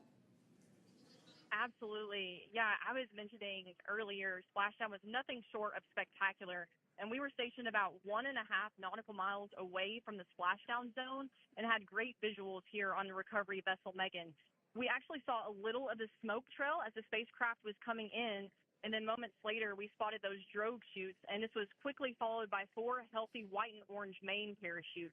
We then tracked Dragon all the way down as it slowly propelled into the ocean, and I think I speak for all of us on the ship when I say a new core memory was made today, and we are looking forward to having Crew 9 on board with us a little later. Jaden, that is amazing. Now, obviously, we are watching it here on camera, and the landing conditions look pretty good, but how was it from your perspective? What is the sea state out there? Absolutely. Absolutely. So we've had optimal conditions for splashdown, and today it is sunny and 63 degrees outside right now with clear skies, light winds, and calm seas. The sea looks absolutely beautiful right now, and light blue with the sun reflecting from it. And Kate, I think the crew's going to like what they feel weather-wise on this picture-perfect day for splashdown off the coast of Tallahassee. Thanks so much, Jaden. It certainly looks like a beautiful day. Can you tell us a little bit about the journey of the recovery forces to get to this point?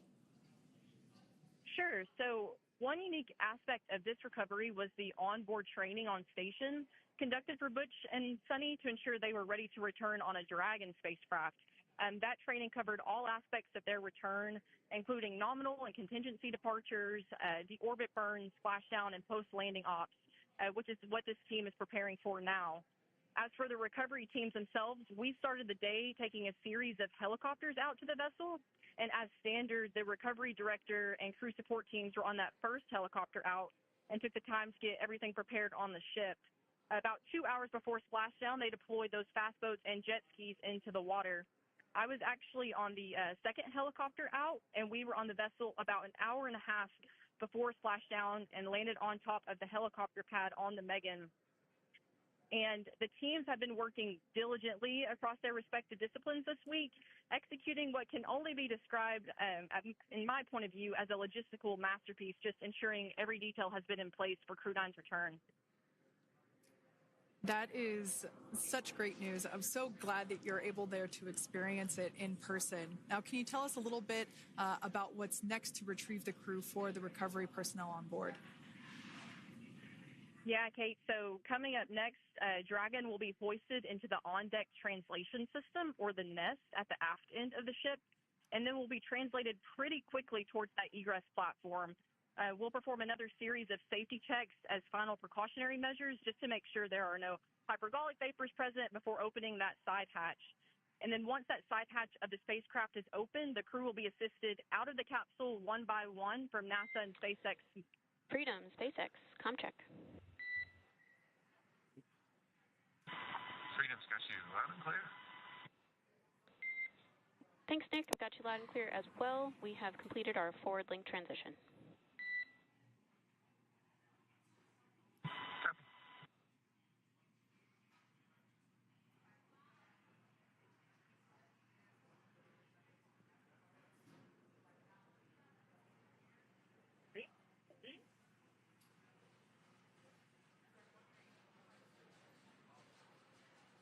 And Jaden, if you did just want to go ahead and let us know what is next to retrieve the crew, we are continuing to get some great views on our screen, but I know you have an even better view yourself.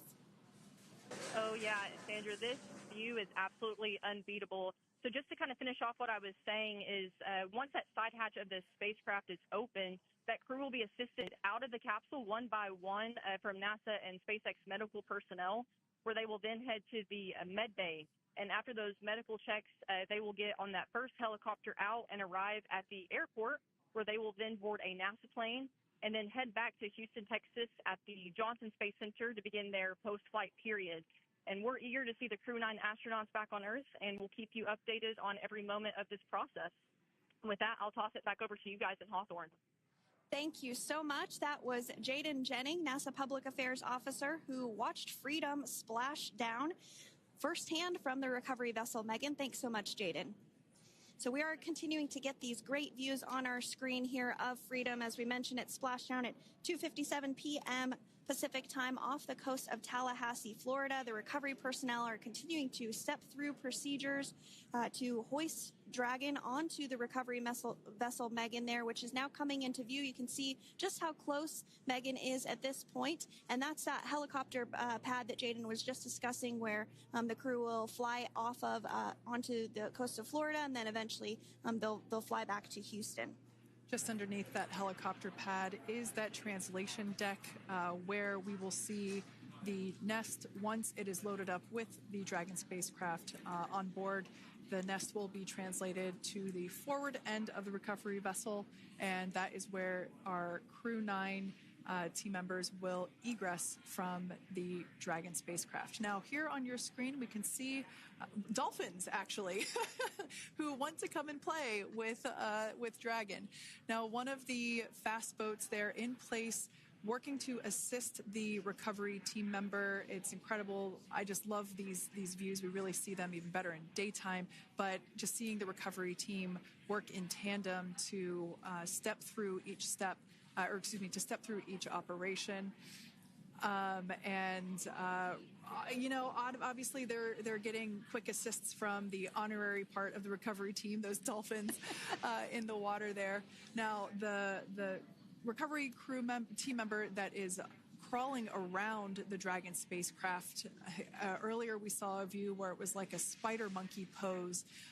We can see that individual now standing in the bucket where the main parachutes were stored while Dragon was on orbit. Obviously, those main parachutes were utilized for splashdown today. They were deployed and cut from the Dragon capsule. And one of the other fast boats of the recovery team working to pull those out of the water. Now, the recovery team member that is there working on top of the Dragon capsule, earlier we saw that person performing safety checks. Now we can see some harnessing being placed around the capsule. This harnessing is what will be used to lift the Dragon capsule out of the water and onto the recovery vessel. Wow, we got a cute little pod of dolphins. It wasn't just one or two. I mean, that water just looks beautiful. We had ideal splashdown parameters today. Obviously, wave height, ne'er a concern. The weather is beautiful, as Jaden mentioned, in the 60s, sunny. Looking forward to seeing Crew 9 exit the capsule here shortly once they get hoisted onto the recovery vessel Megan. We can see that recovery vessel slowly but surely closing the distance there between... Oh, dolphin cam back again. We can see that the Dragon capsule and the recovery vessel, that distance is closing. Again, this is just one more step as we continue to work recovery operations for Dragon Freedom, and we anticipate the lift of the Dragon capsule to occur here in just a few minutes. Now, once all of the rigging is on the capsule and it's hooked up to the recovery vessel, we will see the hydraulic arm, which is that kind of like bridge-like structure there at the aft end of the recovery vessel. We'll see that articulate backwards, and that's a good sign that we're getting even closer to pulling the capsule out of the water. It will then move forward, and the capsule will be placed inside of what you can see there is basically a basket. We call it the nest, Dragon nest, where that's where the capsule will be placed in order for it to be translated to the forward end of the vessel and for the astronauts to egress. And before that does take place, we'll have potentially views of the rigger go ahead and jump off of the spacecraft there. That typically occurs when the spacecraft is a little bit closer to the recovery vessel, and we usually get a really good view of that particular operation from one of the onboard cameras from the recovery vessel. That is an operation that I have a lot of respect and admiration for, that individual that does that.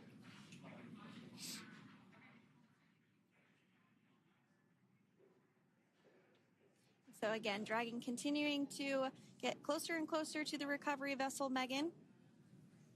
You see some of those ropes now coming into view as well. If you are just joining us, Crew 9 splashed down off the coast of Tallahassee, Florida at 2:57 p.m. Pacific time with NASA astronauts Nick Hague, Butch Wilmore, Suni Williams, and Roscosmos cosmonaut Aleksandr Gorbunov. They're now working through procedures to hoist this spacecraft up onto the recovery vessel Megan. We just saw that hydraulic arm get lowered into the lifting position. That arm will be the mechanism that is utilized to lift Dragon up and out of the water and into the nest located there at the aft end of the recovery vessel. And the recovery vessel being used today is, as we mentioned multiple times, is named Megan, but that's actually after NASA astronaut Megan McArthur, who flew on Crew 2 a couple of years ago.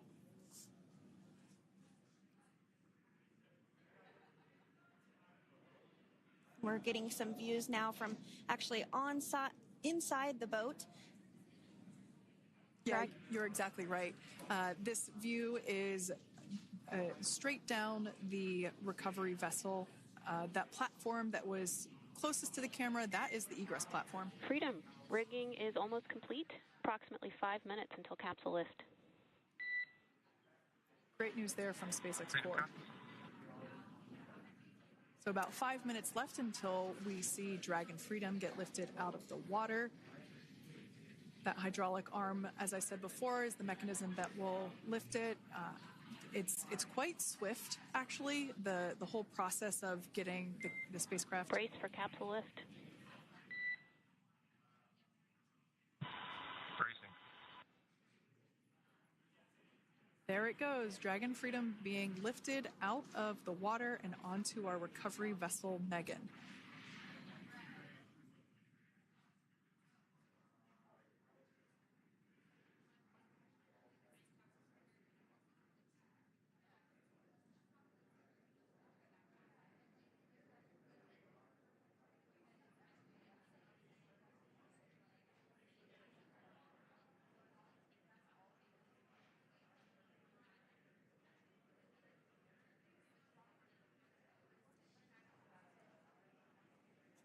So once securely on...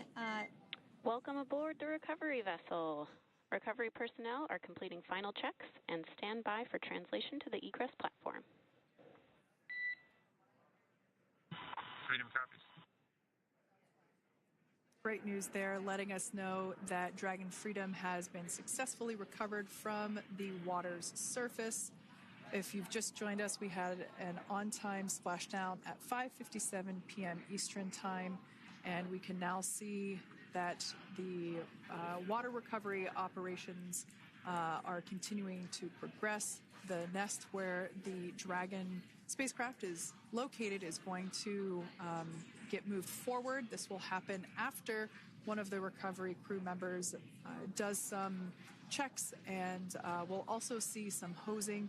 Obviously, the spacecraft splashed down in salt water. Salt water is corrosive, and we want to try and rinse out as much of the salt water as possible to reduce that corrosion on the metallic structures. So we can see some guidance there being provided, really steering the spacecraft properly into the Dragon's nest. And it's been 30 minutes since Dragon splashed down, and as you can see there, the spacecraft is already on board the recovery vessel Megan. Things continuing to move very smoothly today throughout the entire operations from the deorbit burn up until this point as well. And Freedom, it looks like the positioning wasn't quite right, so they are working on repositioning the capsule in the nest now. Okay, copy that. Thanks. And with that, the team is just going to adjust the Dragon spacecraft a bit so that it's in the right position ahead of translating up a little bit closer ahead of the side hatch. So the team is now going to step through the procedures to ensure that that takes place.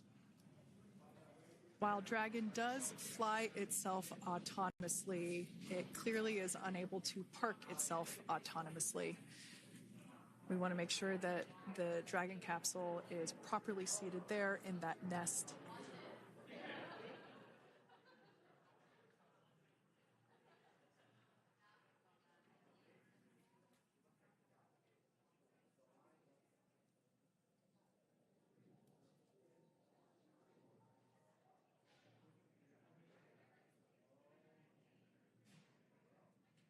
Once Dragon is fully seated in the nest, we'll probably see a bunch of that salt water come out from the bucket there located underneath the side hatch. See some salt water splash out. As I mentioned before, one of the recovery team members will begin hosing down the exterior of the spacecraft.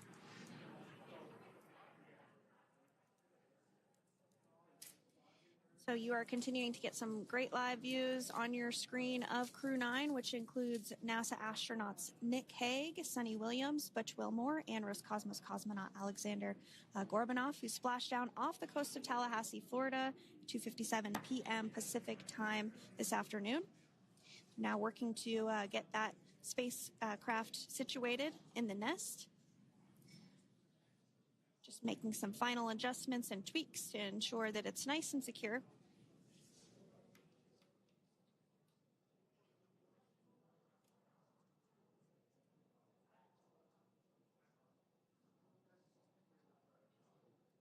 Once the spacecraft is seated and secured and oriented correctly in the nest, Dragon will be moved into the hangar located underneath that helipad that we saw earlier from the aerial views during recovery. All right, Freedom, looks like you are settled into the nest now. Team is working through hypergol sweeps. Copy.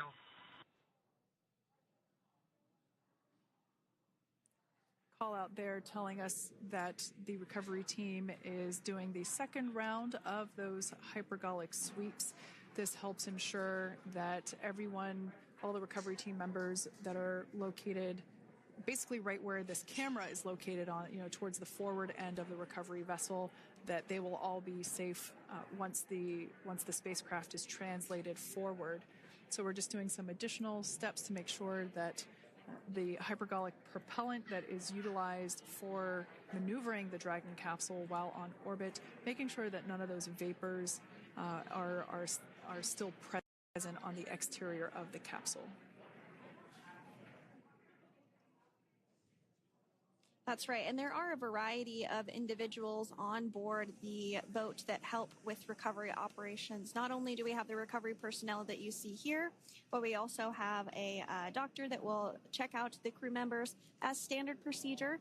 As with any spacecraft that is returning from space, we always perform a medical check with the crew. So you will see the crew come out of the capsule and be placed on stretchers, just like with the Soyuz landing and with all of our Dragon splashdowns. That is the nominal procedure.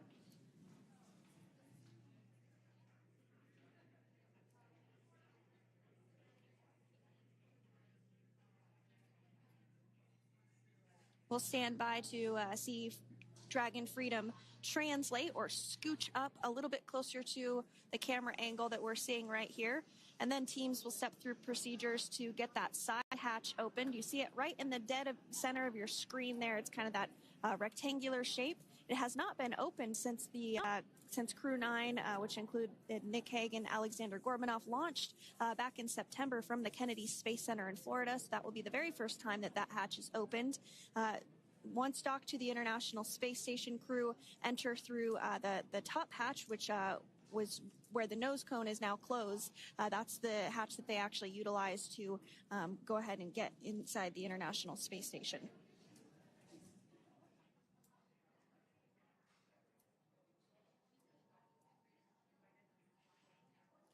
So as we get a little closer to that hatch opening procedure, you might start to see more individuals come into frame for some of that support. The ship has a maximum capacity of a little over 40 people on board, and it takes a variety of different roles, as we've discussed, to support. Also on board is the chief of the astronaut office for NASA. That's Joe Acaba.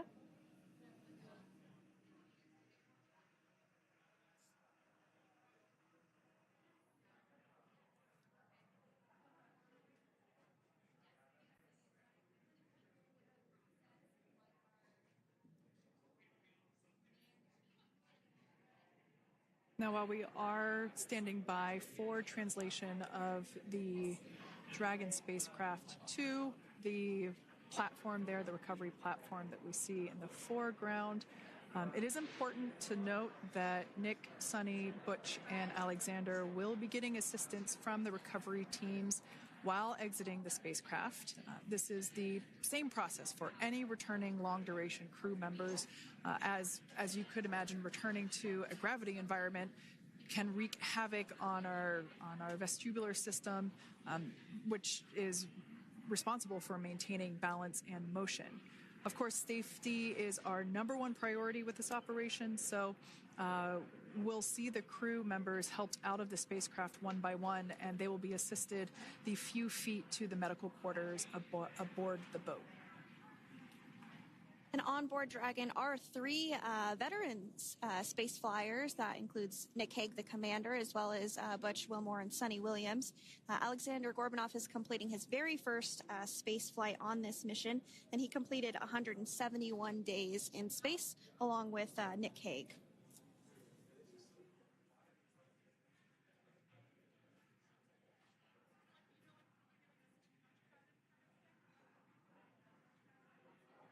For those of you that have just recently joined us, well, I would encourage you to hit that rewind button and go back a few minutes. It was a beautiful splashdown of Dragon Freedom with the Crew 9 cohort on board.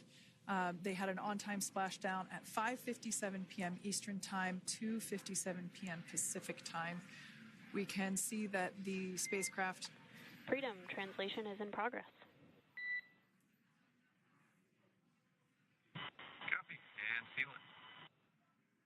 We can see that spacecraft was successfully recovered from the ocean surface and is now being washed with fresh water, as obviously they splashed down in salt water. So we're trying to rinse off as much of that salt water as possible.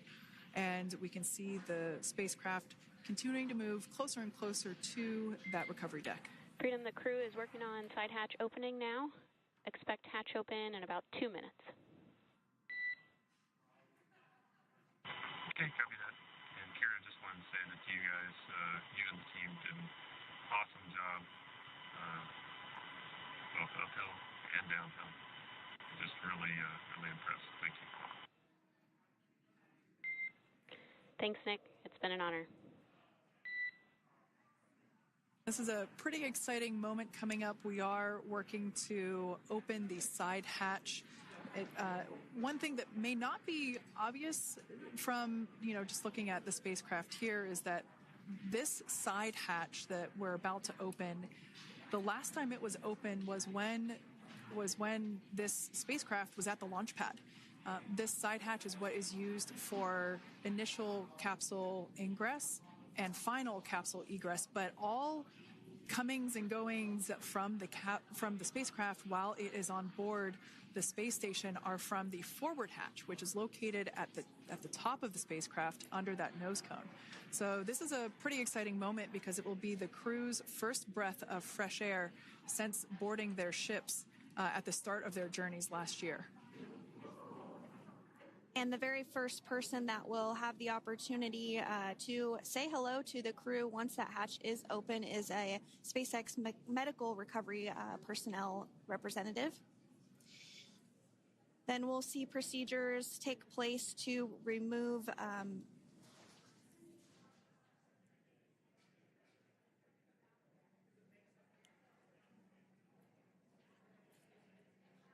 the footrests of Dragon. That will just help the recovery personnel get a little bit more room to access the crew and help get them out of the spacecraft. Yeah, you're absolutely right. Safety is, once again, top priority here, and removing those footrests from all four seats will be helpful as a SpaceX recovery team member will actually go into the capsule, into Dragon Freedom to help the crew members unbuckle and stand up, and essentially we'll also see a fun little slide be put in place to help the crew members exit the spacecraft safely. So yeah, we're going to remove all 4 of those footrests to basically give a little bit more working room inside the spacecraft. That's right. And we did hear the go for that hatch opening, so we're just a couple minutes away from being able to see that. And then we might be able to get the chance to see a couple of views inside of the Dragon and see the crew following their splashdown. Now, opening that side hatch isn't quite like opening, the door to your car. We have to depress the seal around the side hatch, as well as, we'll now see them open that side hatch up.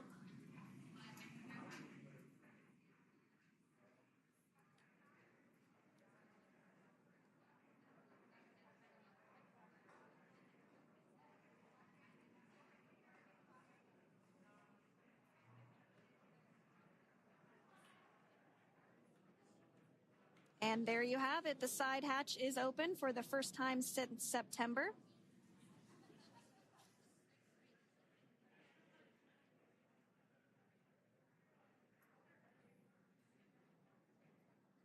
We can see some of the protective equipment there that was brought into frame that will help protect the edge of the side hatch, one, from any potential damage. Oh, we can see the recovery crew member there taking photos of the side hatch seal. This is part of the standard operation for recovery. These photos will get saved into our procedure. We'll then install that protective frame around the side hatch. This helps to ensure that the side hatch itself, the edges of it, incur no damage while crew members are coming out from the spacecraft.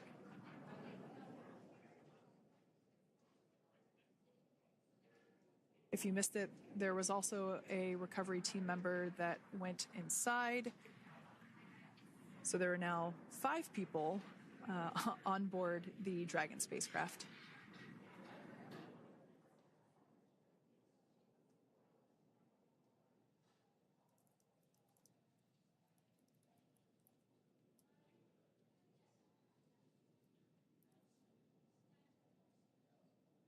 And if you are just joining us, it has not yet even been an hour since Crew 9 splashed down off the coast of Tallahassee, Florida at 2:57 p.m. Pacific time. The crew is now on board the recovery vessel Megan, and the hatch is open. The next major milestone that we'll see is when the crew will actually egress or exit the spacecraft. But before that, they'll continue to, the recovery personnel will continue to install that protective area around the hatch and then remove the footrests. So we're a couple minutes away from seeing the crew egress, but not too long away.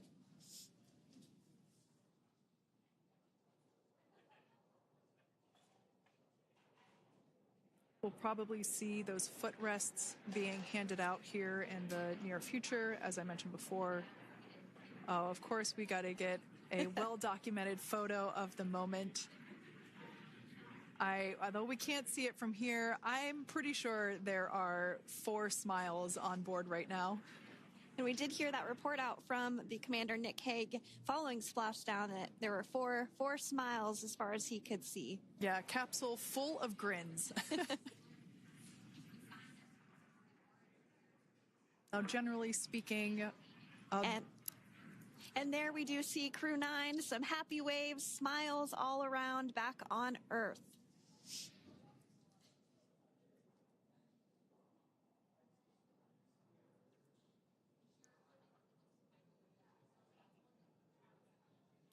Generally speaking, we have the individuals in the 2 center seats of the spacecraft exit first. You might hear us refer to this as the exit process as egress. It's just another term for exiting the spacecraft. Generally speaking, we most of the time have the 2 center seats egress first, as it makes moving around inside the capsule a little bit easier.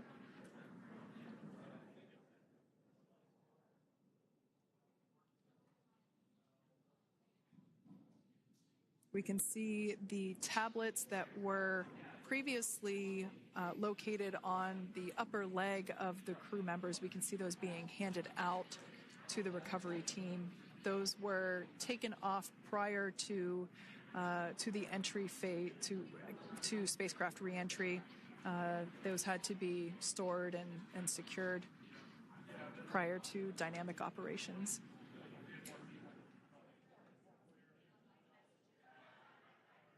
It looks like we are starting to see the footrests also be removed. I just saw one there on the screen. There are 4, of course, one for each crew member.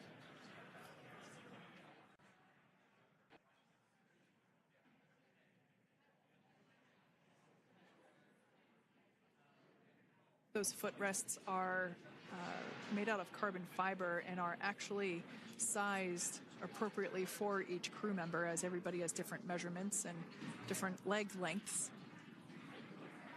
Same goes for the armrests and the bucket length of each seat. We size those appropriately for the crew members and to ensure their comfort and safety.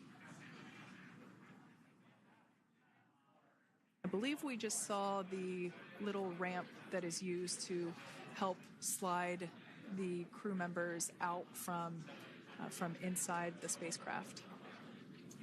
And once the crew does exit Dragon Freedom, they will be placed on to a stretcher to go to a medical bay for medical checkouts. This is standard procedure for all Dragon spacecraft flights that splash down crewed, as well as for our Soyuz spacecraft that land in Kazakhstan.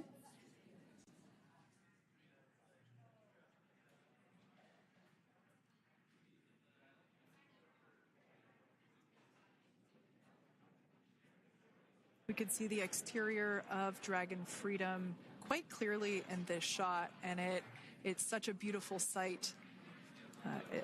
I personally prefer the capsule when it has some of that charring from atmospheric reentry. It is the signature sign of a capsule that has returned to Earth.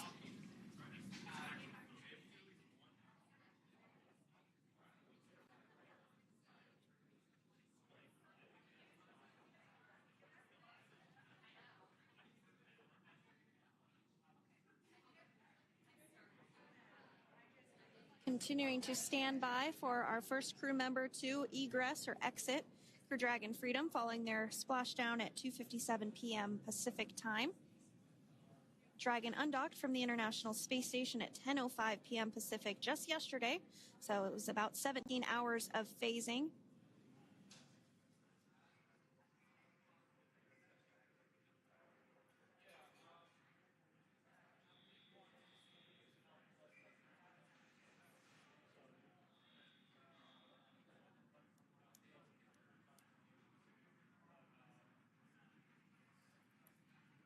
And while on board the International Space Station, Crew 9 contributed to 900 hours of science, over 150 research experiments and investigations, making great use of the microgravity lab of the International Space Station, which celebrates 25 years of continuous human presence this November.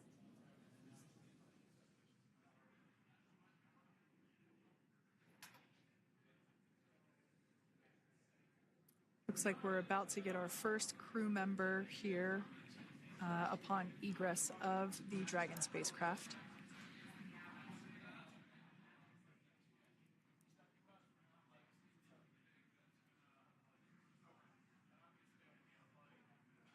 So we are standing by for that egress. Outside of Dragon, you do see one of those stretchers. This is the expected procedure as the crew will be taken to medical facilities following their exit from Dragon.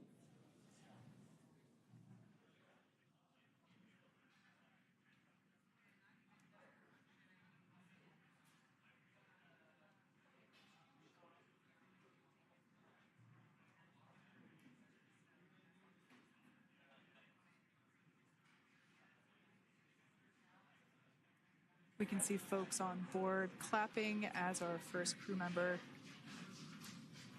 And that is NASA astronaut Nick Hague. commander of Crew 9. Now out of Crew Dragon Freedom. Some smiles, thumbs up, and a wave. Can't get any better than that. Yeah, that is one happy camper, that's for sure. As we said before, it is standard procedure for all of our long-duration crew members to receive assistance upon egressing from the spacecraft. We basically help them move off of the recovery deck and into the private medical quarters for their initial consultation with the SpaceX flight surgeon. So we'll see that take place for all 4 of our crew members today.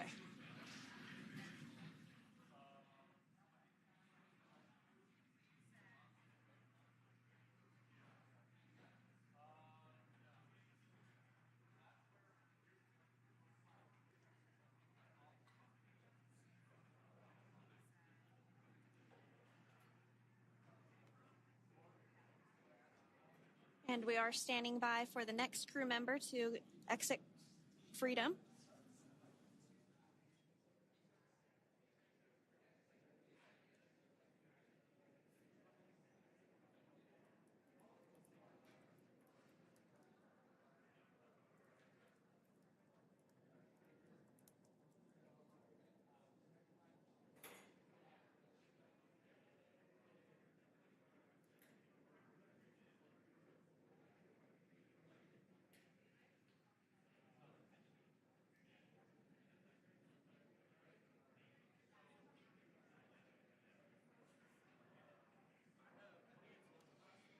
Next up out of the capsule, we expect Roscosmos cosmonaut Aleksandr Gorbunov. His first space flight. Spent 171 days in space alongside NASA astronaut Nick Hague. Looks like we're getting some cheers and clapping on board as Aleksandr is slid down the little ramp and placed into the mobility aid.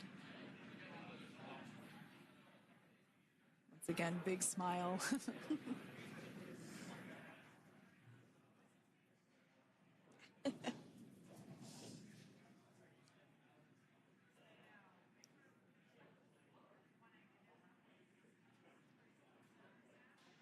Now, the 2 crew members remaining in Dragon are NASA astronauts Suni Williams and Butch Wilmore. They completed 286 days in space. One of the remaining footrests being removed from the Dragon spacecraft.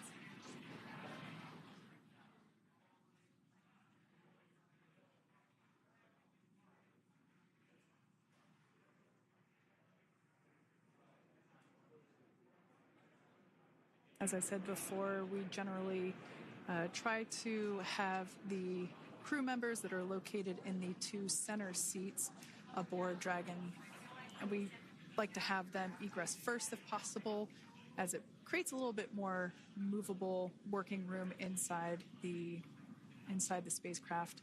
There is a recovery crew member inside that is helping all of our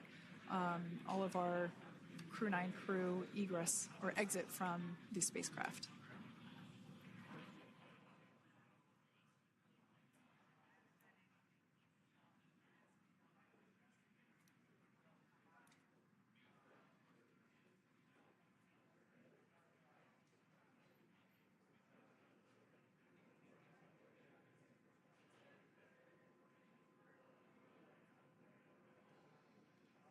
We are standing by for the next crew member to egress or exit Crew Dragon Freedom following the splashdown not even an hour ago at 2:57 p.m. Pacific time.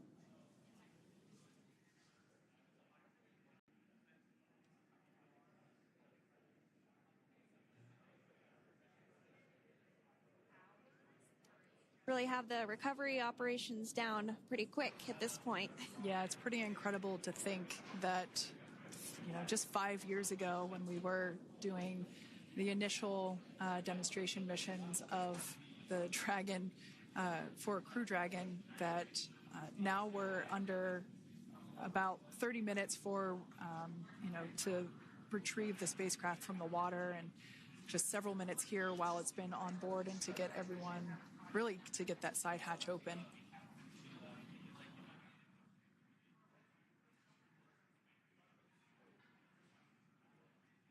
For those of you that have just recently joined, the Dragon had an on-time splashdown.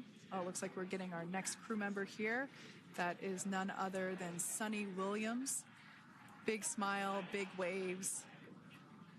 She, like her other crew members, now will be assisted onto the mobility aid.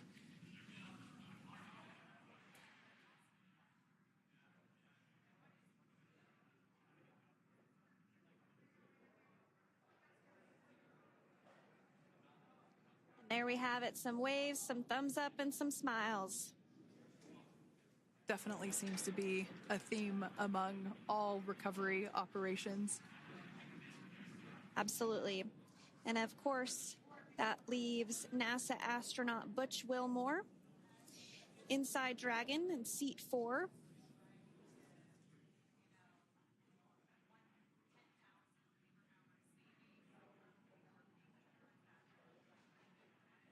We're getting some views of him now as he egresses or exits the spacecraft.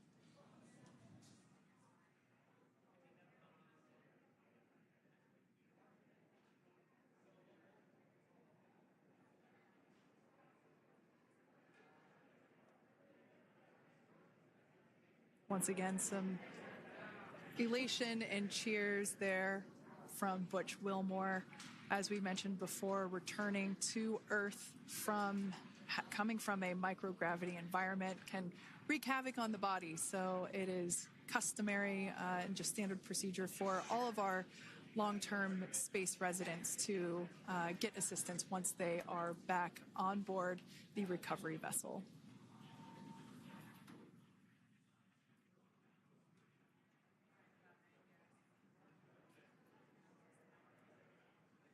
Well, now that Nick, Butch, Suni, and Aleksandr are safely back home on Earth and getting checked out by the NASA medical team, we're going to wrap up our live coverage of their return. The Crew 9 mission began a little differently than usual since Butch Wilmore and Suni Williams were already aboard the space station when Nick Hague and Aleksandr Gorbunov arrived on the Crew 9 spacecraft in September. Having arrived as the crew flight test crew for Starliner, Wilmore and Williams were fully incorporated into the space station's Expedition 72 team and began research and other work aboard the station along with the other crew members. Williams commanded the orbiting laboratory for much of the expedition.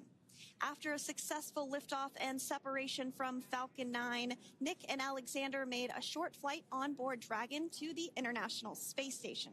Veterans of long-duration space station missions, both Williams and Wilmore conducted spacewalks during their 9 months in space. Like all crews on the station, Crew 9 had the ability to leave at any point had there been an emergency. With their full-duration mission coming to an end, the crew began packing up their personal items for their return to Earth about a week ago and worked through tasks and shared lessons learned with Crew 10 teams as they arrived a few days ago. Their journey home began about 17 hours ago when they closed the forward hatch to Dragon and undocked from the space station at 10:05 p.m. Pacific, 1:05 a.m. Eastern. After 4 successful departure burns and a phasing burn to line up their orbit, Nick, Butch, Suni, and Aleksandr rested for a few hours before waking up to prepare for re-entry this morning. We jettisoned Dragon's trunk and performed our final on-orbit maneuver, the approximately 7.5-minute-long deorbit burn, and that occurred at 2:11 p.m. Pacific, 5:11 p.m. Eastern Time. And that sent Dragon on its path home. The spacecraft re-entered the Earth's atmosphere and slowed its descent with successful deployments of 2 drogue parachutes and 4 main parachutes, with the final splashdown occurring off the coast of Tallahassee, Florida at 2:57 p.m. Pacific, 5:57 p.m. Eastern. Following that successful splashdown, we saw SpaceX recovery experts move in and prepare Dragon Freedom for its lift onto the recovery vessel. And just a little less than an hour following splashdown, we saw Nick, Suni, Butch, and Aleksandr make their way out of Dragon and into the recovery ship's medical facilities, safe and sound. Next up, they'll catch a helicopter flight back to shore, where they'll transfer to aircraft that will take them home.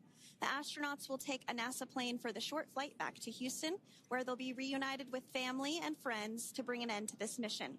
It's been an honor and a privilege to share their journey with all of you as we continue this new era in human spaceflight. Return today marks the end of the direct handover we executed after successfully launching the Crew 10 mission to the space station just last week on Friday, March 14th. Thank you, as always, for joining us for tonight's coverage of the splashdown of Crew 9. Remember to follow SpaceX on X and NASA online and on social media for updates for the very latest on crew and cargo flights to and from the International Space Station.